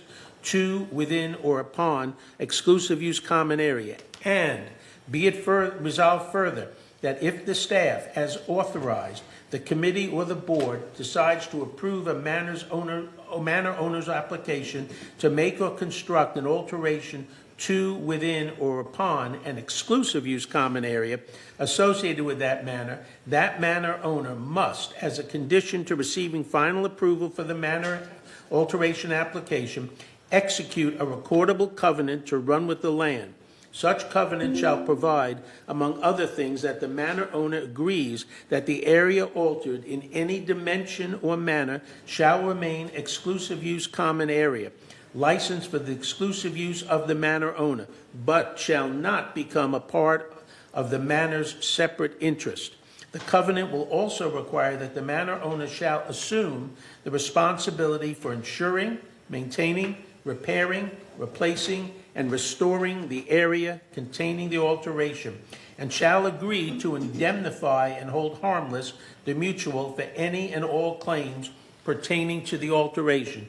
And be it resolved further that the board, within the limits of its current authority, hereby grandfathers any existing alteration to any manors located within the original condominium projects or to the area immediately adjacent to that manor, which have been previously approved by this board, a prior board of directors of the mutual, a board of directors, or the architectural committee of a predecessor, original condominium project mutual homeowner association, or the staff of a prior management agent, if that staff was so authorized prior to July 20th, 2017, even though the alteration may encroach upon some portion of the general common area, provided that 1, there is no threat to safety of persons or property, 2, the alteration met the mutual's construction and architectural standards in effect at the time of the alteration, and 3, there is no direct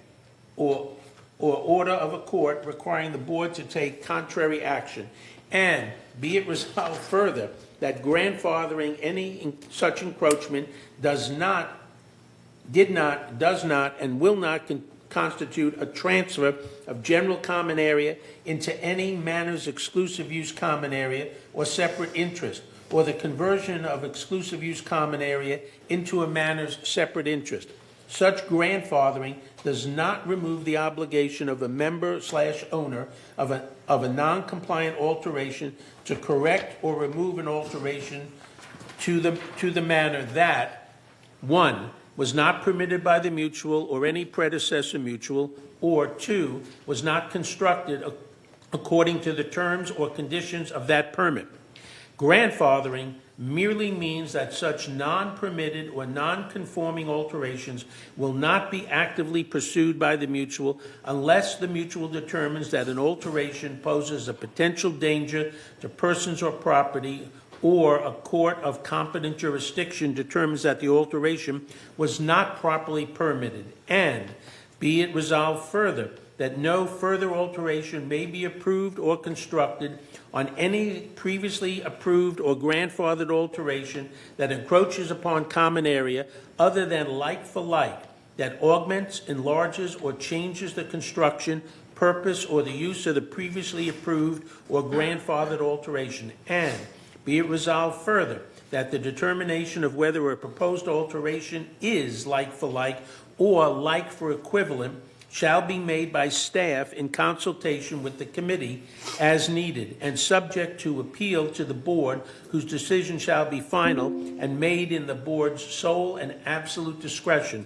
And be it resolved further that the board may subject to the limitations provided in this resolution, the governing documents, and the applicable law, demand that any alteration not consistent with the mutual's third architectural alteration standards and other mutual and VMSI policies and procedures published at the time of construction of said alteration be removed at the manor owner's expense if the alteration is not either altered or reconstructed to be in conformity with such third architectural alteration standards, state and local building codes, and other mutual and VMSI policies and procedures. And be it resolved further that the board may demand the removal of any alteration that was constructed without prior written approval of staff, the committee, or the board.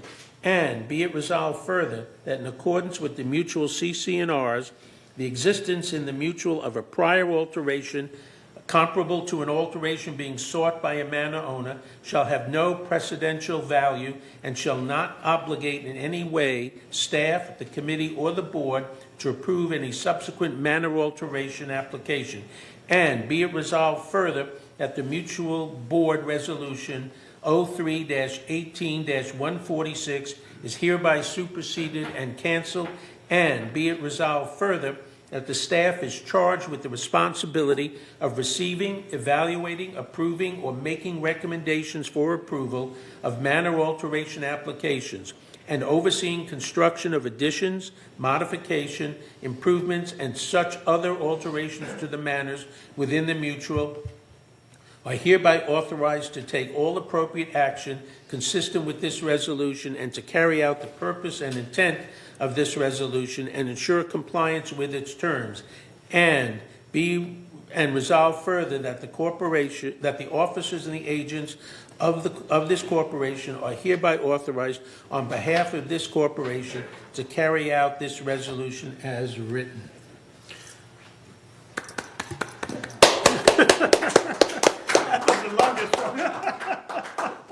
Thank you, Robert, Professor. Okay, this is a 28-day notice, and any motion? I'll move. Robert move. And, Moon second. Any discussion of this resolution? Okay, yes. This is very complicated. You see that Robert had a long time to read. And my concern is we have to let the resident know what this is. And Alan, you have any plan how we're gonna let the resident know or whoever apply for the alteration, and they have to know all this before? How are we gonna let them know? Well, they would be, good morning, by the way, and it was an excellent job. I was impressed with your reading skills there. To answer your question, they would be informed at the time they make the request for a grandfather alteration. That if and when it's approved, the conditions of that approval will be made known to them. Yeah. Are we gonna make a point, and maybe 1 page or 2 pages, 3, 4, 5 pages? We have to let them know what they can do, what they cannot do, and so. Yeah, the essence of the revision simply boils down to if a manor or a member wants to make an upgrade to a previously grandfathered alteration, and that upgrade conforms to the existing standards and size requirements of what was previously approved, then it will be approved. Yeah. Thank you. Yes. Go ahead. Yes, Peggy. You were so specific in how you answered that. It concerns me if someone wanted a window an inch or two larger, or a foot larger. Does that mean they have to come back for a variance for the entire project? If somebody, I'm sorry, I missed the first part of your question. If somebody wanted a If window? somebody had an alteration that was grandfathered in, and they chose to change the window size of a particular window, or make that window a door, and they came back to get a variance to do that, Well, does the restriction in this prevent them from doing it? Would they have to get a variance for the entire project again? If the submittal is anything but was previously approved, I have a problem with that. I'm sorry. I'll stand back. Okay. Yes. One thing that is missing here, and I don't know if it's important or not, but I have to put it on the table. When your grandfather, and especially if the common area was involved, and now you're doing some remodeling, if the members have objections, the immediate neighbors and all of that, where that falls, because usually the members have the right to object and request not to be approved. Is that part of this resolution? Is the immediate members and neighbors have any rights, which they do, especially when the common area is involved? What happens? again, what is before the board this morning is simply if a member has an alteration. Let me use as an example a patio cover. And that patio cover was previously approved and was grandfathered in.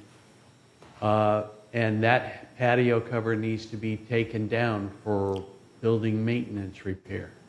What we're discussing here this morning simply says the member or manner alterations can approve a like or equivalent replacement patio. That's not my question. My question is If- when the common area is involved, because in there, we talked about grandfathered in the past, that common area was part of that alteration, and it was grandfathered in. Now they're gonna do remodeling. Are the members and neighbors can object to that, which I think they should, and they have a right, because it's common area. Yeah. Again, this, what's before you this morning is not addressing changes or alterations. Any changes to or alterations to what was previously approved or grandfathered then would require a variance. I didn't get my answer, I don't know. I don't know if the members have, if they object, should we refuse? Because it's a common area, although it was grandfathered in, now they do remodeling, and the next door neighbor and this side and that side object to that and say, and they have a right. And I don't know what happens. Ellen, what about the page 14 of 18, the last be it resolved further, and then says defined as matter within 115 feet. Is that the one that answer his question? The comments. Yeah. Go ahead. Yes. I guess, Reza, let me ask this question. Somebody had a patio. Okay. And they were previously grandfathered in that patio was extended, they put a wall around it, right? And now, using Alan's example, they took down the covering because of maintenance or what have you. Now they're requesting to put the covering back up. You're suggesting that the neighbors have a right to complain or to put a stop to... I'm questioning. I'm not saying. I would say no, that has been previously grandfathered in. That common area is they have the right. Now they're exclusive use common area? The board doesn't have a right to do that. Again, before 2017. They did. The board accepted grandfathered alterations. Yes. So. Yes, they did. And future approvals only depend on adhering to the guidelines that were established. If an alteration changes or they make additions to an alteration, then that would need to go through the variance But at the process. same time, the board can revoke that, even if it's grandfathered in, because it's common area. I don't know if the members can force that through the board. Yes, Steve. Yeah, we decided earlier, or last week, that subject was already taken care of. If they do like for like, and it was grandfathered in, that was acceptable. That's just the way it went. And we voted on that. But the board did. They didn't have a 67, vote to grant that, to give it. It was out. given The board back can then. take it back, and if the members object. No. Anything prior to 2017, the board cannot take back. Right.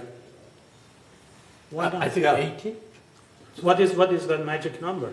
The magic number is when they instituted grandfathered everything in from before that. Yes. But, the board still have a right to get the common area back. Because they're not granted forever. No. No. It's done. So just a clarification. Okay. I have another comment, and it's to Peggy. And Robert, I think, is going to explain this to you more. We had a person that came in, had a big project to renovate. Came in with certain outside windows of certain specification. Okay, did not adhere to that, but much bigger windows. I'm familiar with it. Okay, and we said, no, for that, you have to stay the same or come back for an alteration. That doesn't necessarily mean the entire project. It means you didn't comply with this. That's what I'm Now, asking. but just a minute. One of the reasons why they have to comply is for the site plan that can be inspected at any time that they have in their, Database. in the database. That is the authoritative thing that has to happen by law. So let me ask you this question then. I have all my renovations done before 2017. Okay. Okay? And let's say I wanted to update, or someone bought my house, or I left it to my kids, whatever. And they came in, they said, all those windows in the back, we'd like to make them a little larger, but keep the same footprint. Are you telling me the entire project comes under review, or just the windows? And I Just don't the think that defines it. If, I'm hopefully going to answer that. If a member wants to make changes to their windows, and we get a steady stream of requests for that, it is a mutual consent process. And they go through and it's done a review, and as long as the review meets the criteria for exchanging windows or putting new windows in or enlarging windows, whatever those requirements are, it will need to go through the mutual consent. But just the window part, not, Just the windows. yes, okay. Yeah. I'm satisfied. Yeah, all that's being, Okay. No, that's I- true, that's true. Peggy, when I you need to said know. just a little larger, what that mean? Well, let's say I have a, Just means larger. larger, just Just larger. larger than original, It's not like for like. Yeah. It's not like for like. then we have It's to, large for larger. then alteration has to be Yeah, approved, it's right? mutual consent. then it needs to Sure, go you through got the it. standard I'm process. saying that, but not the whole project. Not Not the whole building, project. not the whole building Okay. structure. And that's what just I the want to windows. find. God, Okay. that's hard to get to. Yes. Excuse me. You know, I seconded about our vote for it, but I still have some concern. This is a very complicated resolution. And I rather have this breakdown and make a little simpler to each one of them. But that's what my concern was, how we're gonna let the resident know what this resolution is. The only change in this resolution is the like for like Yeah. or Yes. like for equivalent. That's the only change. This is the same resolution that has been around for years. All we're doing is giving staff the authority, if it's a like for like, or if that, let's say that awning is no longer is no longer in existence. And they want to put an awning up in where they've been granted permission to have an awning before. So they're putting up a new awning that is different, Than but it's the original. same dimensions and everything as before. It's a like for an equivalent like. And that's all we're doing in this motion, is giving staff that authority. With that. That's it. That's This the only actually change. cleans it up. I can live From with what that was as in the long as the past. staff understands that. Okay, Okay, I just, unfortunately, Reza just left, but so that everyone else hears. His concern when he said, doesn't everybody looking at it get to vote? And the answer is no.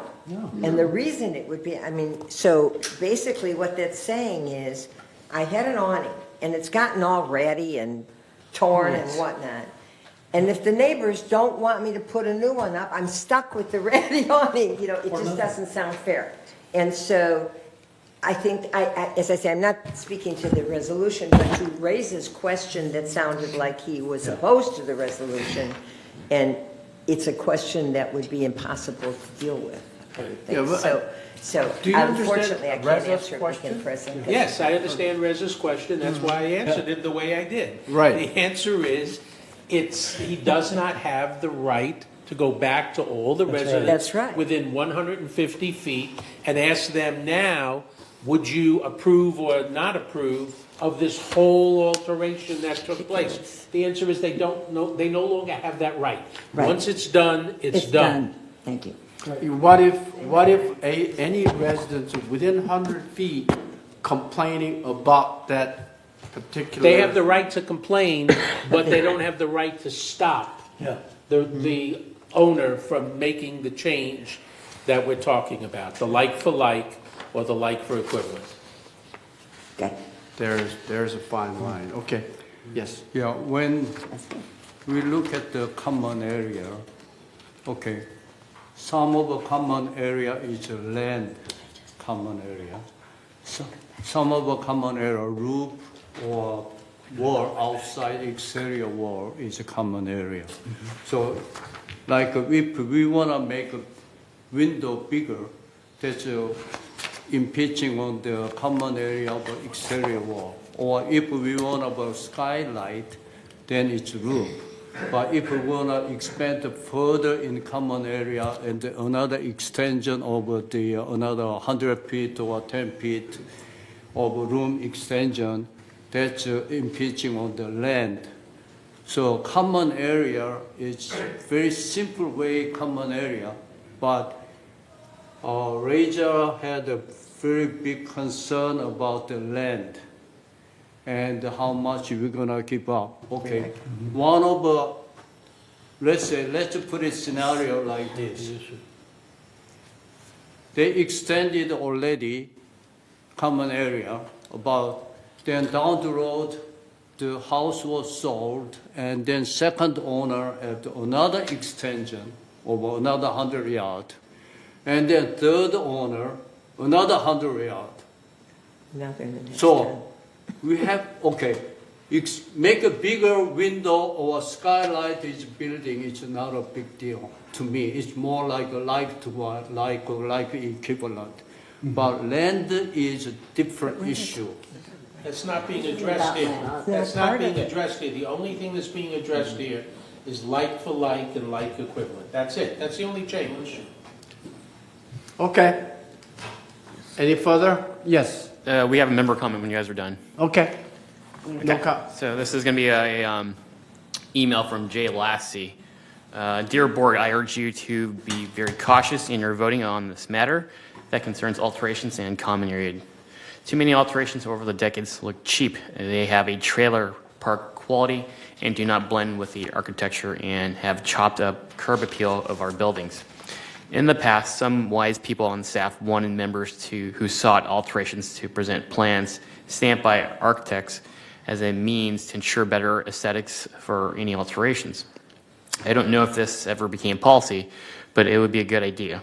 Of course, not allowing any alterations to exclusive use common area or common area would eliminate a lot of work, would preserve our architecture, and would be in keeping with the way of most HOAs which are managed.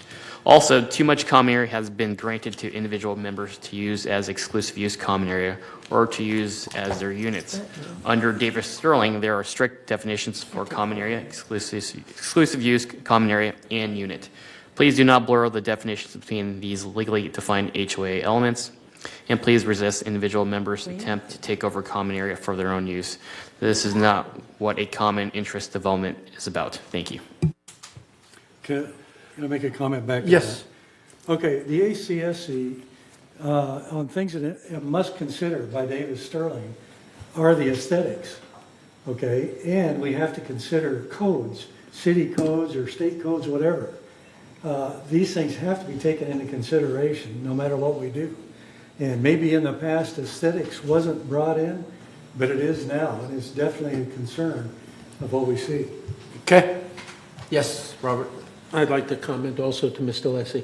Mr. Lessie, that's exactly why we agreed to stop removing the vigas from the buildings because of the aesthetic issue, and why the committee is now considering replacing those vigas. A decision hasn't been made, but considering replacing those vigas that have been removed during the paint cycle as we go forward. So we are very concerned about the aesthetics. The other comment that I would make to you is that this board, at least at this point in time, has taken the position not to give away any common area as it currently exists. For the land-wise. Land-wise, common area land-wise. Yeah, we're not authorized to give away. We're violating if we give away common area, right? After 2017. I think we might have some differences of opinions on that when we define it, so I'll stand back. Okay. So, I think we have fully discussed. It's a voting time. Everybody agree? Every members? Okay, let's do it.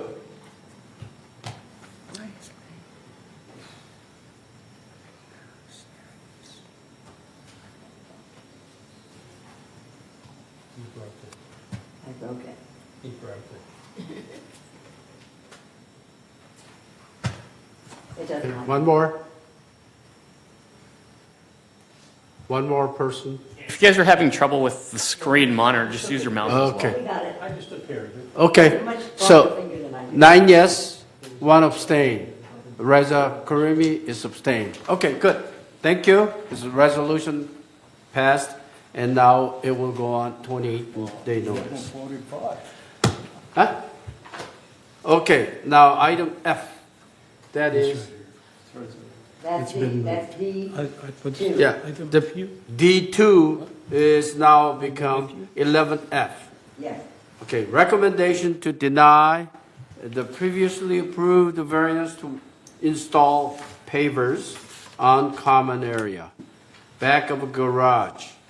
Approved in August 2024 at matter 5492A, Paseo del Lago East. Steve, would you read that? Okay, Resolution 03-25-XX, variance request.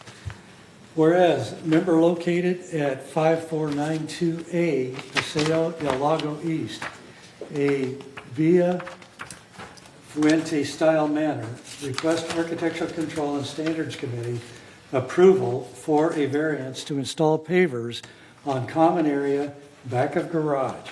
And whereas the Architectural Control and Standards Committee reviewed the variance and moved to rescind the variance to install pavers on common area back of garage based on it does not conform with existing mutual standards and policies. And whereas the Architectural Control and Standards Committee approved the reimbursement of all fees associated with this variance. Now therefore be it resolved on August 19th, 2025, the Third Laguna Hills Mutual Board hereby rescinds the request to install pavers on common area back of garage, and resolve further that Resolution 03-24-101 adopted August 20th, 2024 is hereby superseded and canceled. And resolve further that the officers and agents of this corporation are hereby authorized on behalf of the corporation to carry out the purpose of this resolution. Okay, any move? So moved. Okay, Robert moved and the Reza second. Any discussion? Absolutely. Yes, please do. I am not in favor of this. Okay, I will tell you why. okay. Matter 5492A was given a variance to add a 12 by 12 paver behind her garage in an area that is not mowed, that is only for the use of that unit. It is not used by anyone else. Could somebody else use it? Of course. But the point is, and my only point is, another board gave the variance. I don't believe that we have the right, as a new board, to take away a variance that another board gave. And it's just that simple. It has nothing to do with anything else. I disagree with the fact I don't want somebody taking away something that we give for the next board to take away. So it's simple.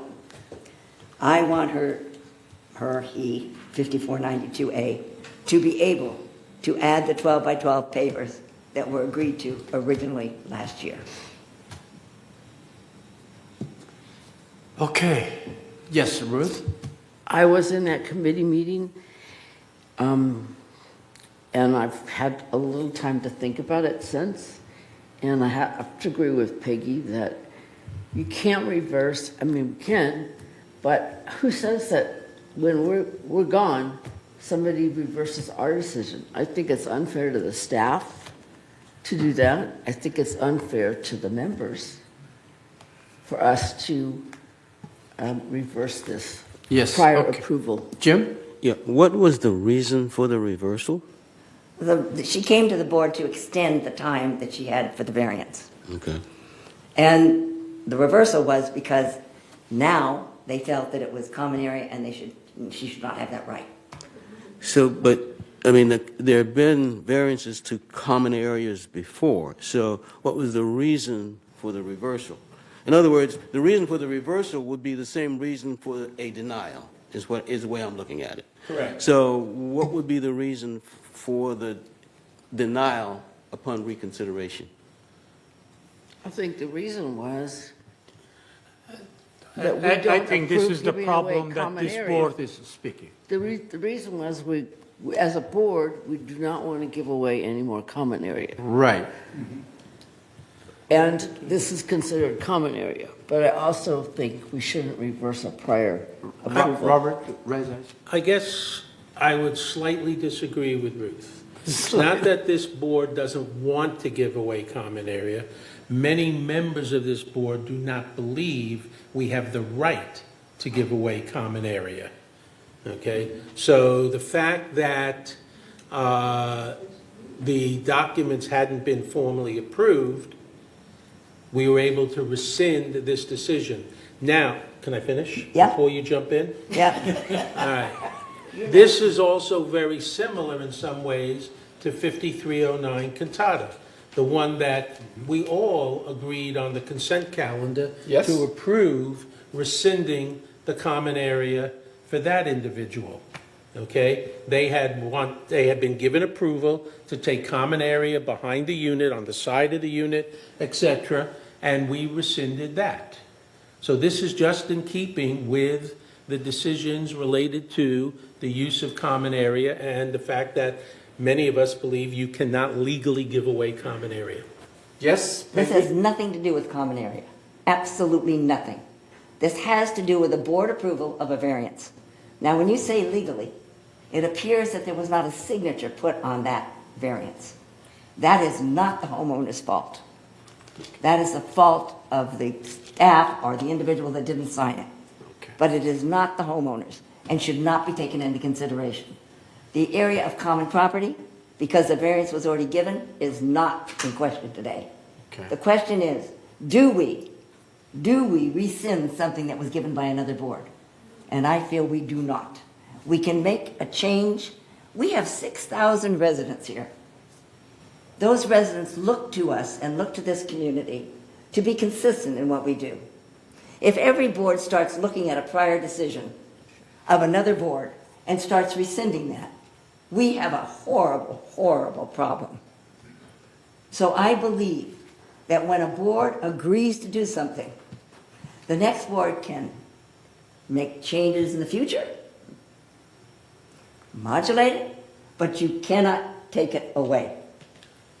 Okay, Robert? I have a yeah. question for you then, Peg. Why did you vote on the consent calendar to approve rescinding 5309 Cantata? Because the construction individual there, and I would have fought for it, but the reason I didn't is because the construction person misled everybody and did things that he was not supposed to do, including going over what the variance gave him and making it wider rather than narrower. So you either had to go back and take away the footage that he added to it. It is not even the same question. No. It isn't. So I would like to deny this, and I would like in the future that we not bring to a consent calendar anything that is reversing a decision of another board. Yes, ma'am. Okay. Thank you, Peggy. Okay. This community been this area more than 60, 70 years, and it's gonna be another 60, 70 years or 100 years to go. And the technology changes, the time changes, there's many changes we've seen it. Even our age, last 50 years or 60 years, so many change, unbelievable change. Okay, so we have to go along. 50 years ago was correct. Maybe it is not. We have to think a little bit differently for that. So you cannot nail down. We cannot say whatever that was correct, we cannot touch it. Okay, what I'm saying is we put the grandfather clause on it. Okay, we have to allow some people when they made that decision, but we cannot say 50 years ago decision is correct 100 years later. So we have to adopt the change. And we have to make a decision what it is now, what it will be in the future. Thank you. Do I understand you to say that we don't change anything that was done in the past? Yeah. Thank you. Yes, Reza. I think this is the struggle that I put, didn't vote for the previous one. This board, as any other board, is very confused about, do they want to give up the, common area or not? Flavor of the day. Today you can have it, next day you don't. You're lucky if you work with this board and you're unlucky if you work with that board. What that means to the members. You screw part of the people for the other part. Somebody gets it, somebody doesn't, because next day you change your mind. What is it? Either we want to give it away or we don't. Make up your mind.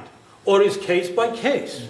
Well, this is case by case. This common area, we refuse this one, we accept that one. What the heck are we doing? We confusing the heck out of this issue. And we are not serving our members. As I said, if I'm lucky today, because you've given up common area, I can get it. Next day, 6 months later, oh, well, we are not giving it away. You're unlucky. You cannot have it. He has it. What is this? This is inconsistency that caused confusion, and people are not happy about it. Okay, Donna. Yeah.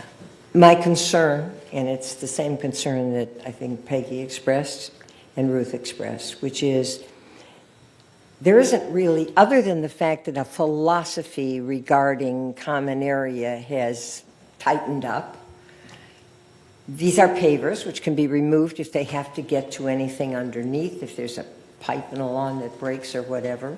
I think that if we rescind something that was granted, it's very different. We're not saying what we're going to do in the future, but we granted it.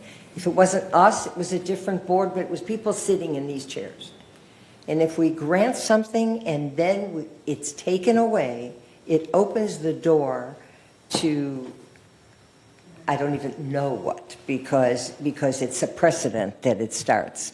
This is something that I understand from what has been said, that it is on an area that isn't used by anybody. You said it isn't even mowed, is that correct? Yeah, there's pictures of it. It's behind a garage. It's not taking anything away from anybody, but the decision was made by a board, and if we can't let board decisions stand, yes, things change in the future, and ordinances change. And if they change, we have to adapt with it. And even if they change in the middle of a project, we were putting on a sunroom, and in the middle of the project, and we were granted it, the fire people said, wait a minute, the bedroom that's attached to it, even though it has a big sliding door at one end and a regular door at the other, someone's got to be able to get out and fire, and we had to put a window in. It was in the middle of the project, but the fire authority said it. There's nothing we could do. We put the window in. So some things you can't alter, but we're talking about a piece of land that is affecting nobody. It's taking nothing away, and we have already made a decision, and to rescind it now opens a door that I think that's Pandora's box. Yes. Okay, Peggy. Peggy was first. Yes. I think we need to drop any discussion of common area property here. This is, if she had put in the papers and had not come forward to ask for a length of time, nobody would have done anything. Nobody. But she needed an extension of time. For what reason, we don't know. It's not of our concern. But because she came forward to ask for an extension, we turned the tables on her. Okay. Steve? I go back to the CCNRs. Said if you're going to give away any common area, you have to get 67% vote of the membership. It's not about that. Yes, it is. No, it isn't. Yes, I'll tell you why. I do not feel a prior board followed the rules they were supposed to follow, and now we've got the problem we have. For 67 years, common area given away was approved in certain circumstances. Sure. It was just changed. In All right. after But 17. if that woman, man, whoever it is, had put those pavers down, we would not have asked her to take them out. Jim? Well, actually, Peggy answered my question as to why did it come up to, for quote, reapproval, which was basically she came in for a reassertion of something that's already been approved because of the time. Okay, and I guess there's something within the time frame that says if it's not done within a particular area, okay. Okay, my question was answered. I'd like to call Howard? the question. Any comments would you like to make? Sure. Okay.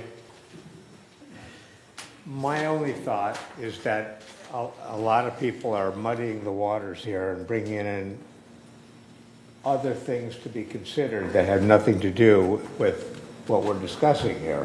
What we're discussing here is a prior board made an action, got an approval for the homeowner, and now this board is trying to undo a prior board's approval. That's all it is. It's not a statement on do we give away or not give away common area. It's not a statement on any of that. That is not a part of this discussion. This discussion has to do with the board, the prior board said, yes, you can do this, and now we're trying to undo what they said, and it's not right. Okay. That's my comment. The question I have, when we move forward, are we going to approve this request? It's not a question It's for a now. simple question. That's not a question for now. That- It's a simple question. That's not a The question. answer We is, have a person sitting in the audience that asked for it. Are we Okay. going to approve it? and my answer, it has nothing to do with this. This is the same thing. My answer to that is, this is what we're considering right now, a specific incident.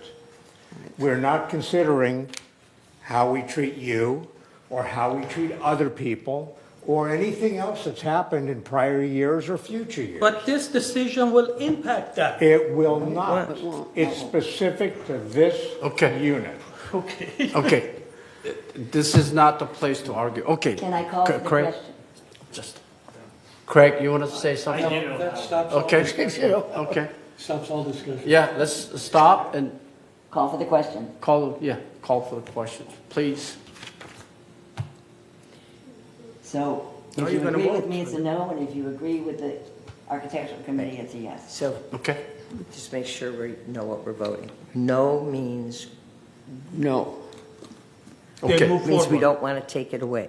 This resolution calls for deny the request. So if you say yes, that means you agree to deny. If you say no, then you are not denying it. You're not denying your right to do what you've given. Right, so let's vote. Already vote.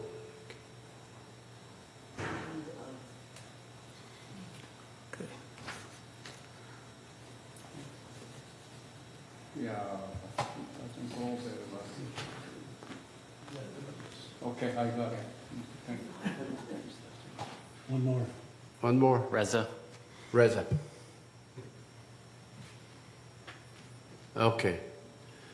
3 yes, that means deny. 7 no, that means we do not rescind. She gets the variance extension. Right. Okay? Okay, now, Remember, we're done for item 11. We do have 1 o'clock appointment at the closed meeting. So I'd like to skip third mutual committee report and the GRF committee report. So any motion to skip those 2 items? I move We we do skip- not have time. Yeah, I move we Would you- skip those 2 items. If Second. anyone's interested, they can look at the video and Okay. agendas from the prior meetings. Okay. Anybody Second. else? Craig, are you going to second it? I second.